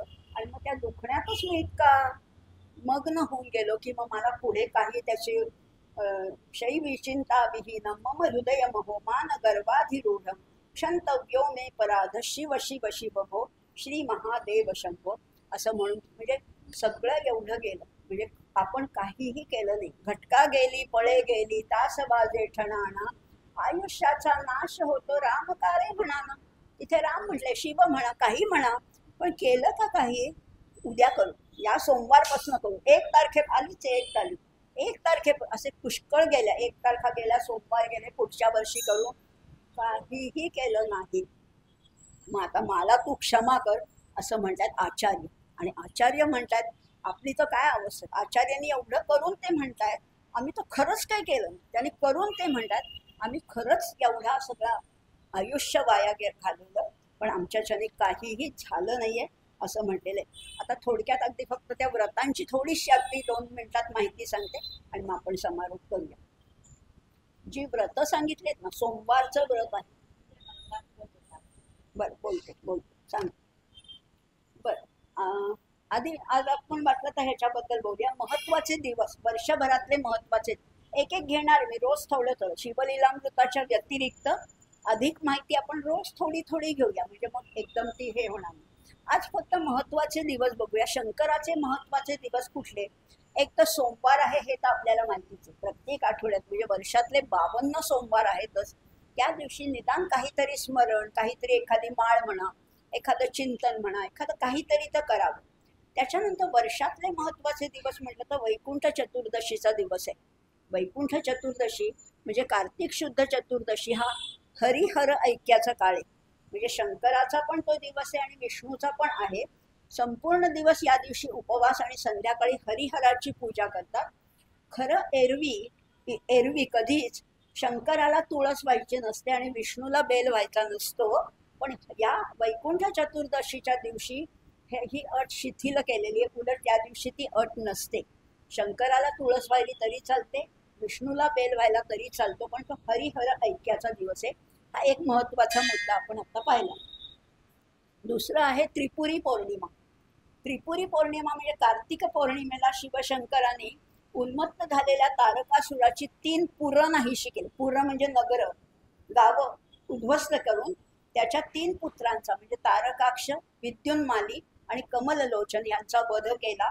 तेव्हा देवांनी मोठा आनंदोत्सव साजरा केला, दीप प्रज्वलित करून दिवाळी साजरी केली आणि म्हणून ह्या दिवसाला देव दिवाळी म्हणतात. माहितीये ना आपल्याला. या दिवशी संध्याकाळी भगवान शंकराची पूजा करतात, त्रिपुराची वात लावतात. 750 वातींची ती मोठी वात असते आणि शिव मंदिरात त्रिपुर स्तंभावर म्हणजे दीपस्तंभावर पुष्कळ दिवे लावतात, माळा सोडतात असं आहे. आणि तिसरं व्रत अतिशय महत्वाचा दिवस म्हणजे महाशिवरात्र. प्रत्येक महिन्याच्या वद्य चतुर्दशीला शिवरात्र म्हणत असले तरी माघ वद्य चतुर्दशी ही महाशिवरात्र म्हणून गणली जाते. त्रयोदशीला उपवास आणि चतुर्दशीला रात्रीच्या वेळेला शिवपूजन केलं जातं. या दिवशी सकाळी स्नानानंतर शिवलिंगावर रुद्राभिषेक करतात आणि मग त्याच्यासमोर ग्रंथ वाचतात. शिवलीलामृत असेल, शिवमहिम्न असेल, शिवस्तोत्र वाचतात, शिवनामाचा जप करतात, लक्ष, सहस्र किंवा निदान 108 बिल्वदल वाहतात. रात्री जागरण केलं जातं, शिवभजन केलं जातं आणि दुसऱ्या दिवशी त्या व्रताचं पारण केलं जातं. असे हे सोमवार आहेत, श्रावणातले आहेत, वर्षभराचे आहेत. 16 सोमवाराच्या व्रताबद्दल पण थोडं बोलूया. श्रावणात तर शिवामूठ वाहिली जाते, तांदूळ आहे, तीळ आहे, जव आहे, मूग आहेत, असं अनेक व्रत केली जातात. अशी पुष्कळ गोष्टी आहेत शिवाशी संदर्भात. आणि श्रावण महिना हा शिवाचा अतिशय महत्वाचा आहे, पण इथे पावसाचं, पाण्याचं आधिक्य जिथे असेल तिथे शिव प्रसन्न होतात. आपण पाहिलं असेल कुठल्याही अगदी छोट्या खेडेगावात जरी गेलात तरी शिवमंदिराच्या आजूबाजूला एखादं तलाव, सरोवर, नदी काहीतरी असतं, निदान वाहतं पाणी, धबधबा असतो, काहीतरी असतं. त्यामुळे पाण्याचं आणि शिवशंभोचं अतिशय जवळचं नातं आहे असंही म्हटलेलं आहे. आता समारोप करताना आता उद्या पण 3 अध्याय घेणार आणि मग परत 2 बघू कसं जमतंय तसं. पण आपल्या ह्या 2 तासात पुष्कळ 3 अध्याय झाले, अनेक कथा झाल्या, अनेक साहित्यिक अंगाने पण आपण त्याचा अभ्यास केला. शास्त्र आज कमी झालं, काल शास्त्रार्थ पुष्कळ होता, आज त्या मानाने कमी होता. आणि उत्कट भक्ती आहेच, साध्य अगदी सहज घडलेल्या भक्तीने सुद्धा तो कसा प्रसन्न होतो हेही पाहिलेलं आहे. आता मात्र इथेच थांबूया, शेवटचे 2 मंत्र म्हणूया. कैलास राणा शिवचंद्र मौळी, फणींद्र माथा मुकुटी झळाळी, कारुण्य सिंधू भव दुःखहारी, तुझ वीण शंभो मज कोण तारी. ओम नमः शिवाय. शास्त्राभ्यास नको, श्रुती पडू नको, तीर्थासी जाऊ नको, योगाभ्यास नको, व्रते मख नको, तीव्रे तपेती नको, काळाचे भय मानसी धरू नको, दुष्टासी शंकू नको, ज्याची या स्मरणे पतित तरती, तो शंभू सोडू नको. ओम नमः शिवाय. ओम नमः शिवाय. ओम नमः शिवाय. पार्वती पते हर हर महादेव.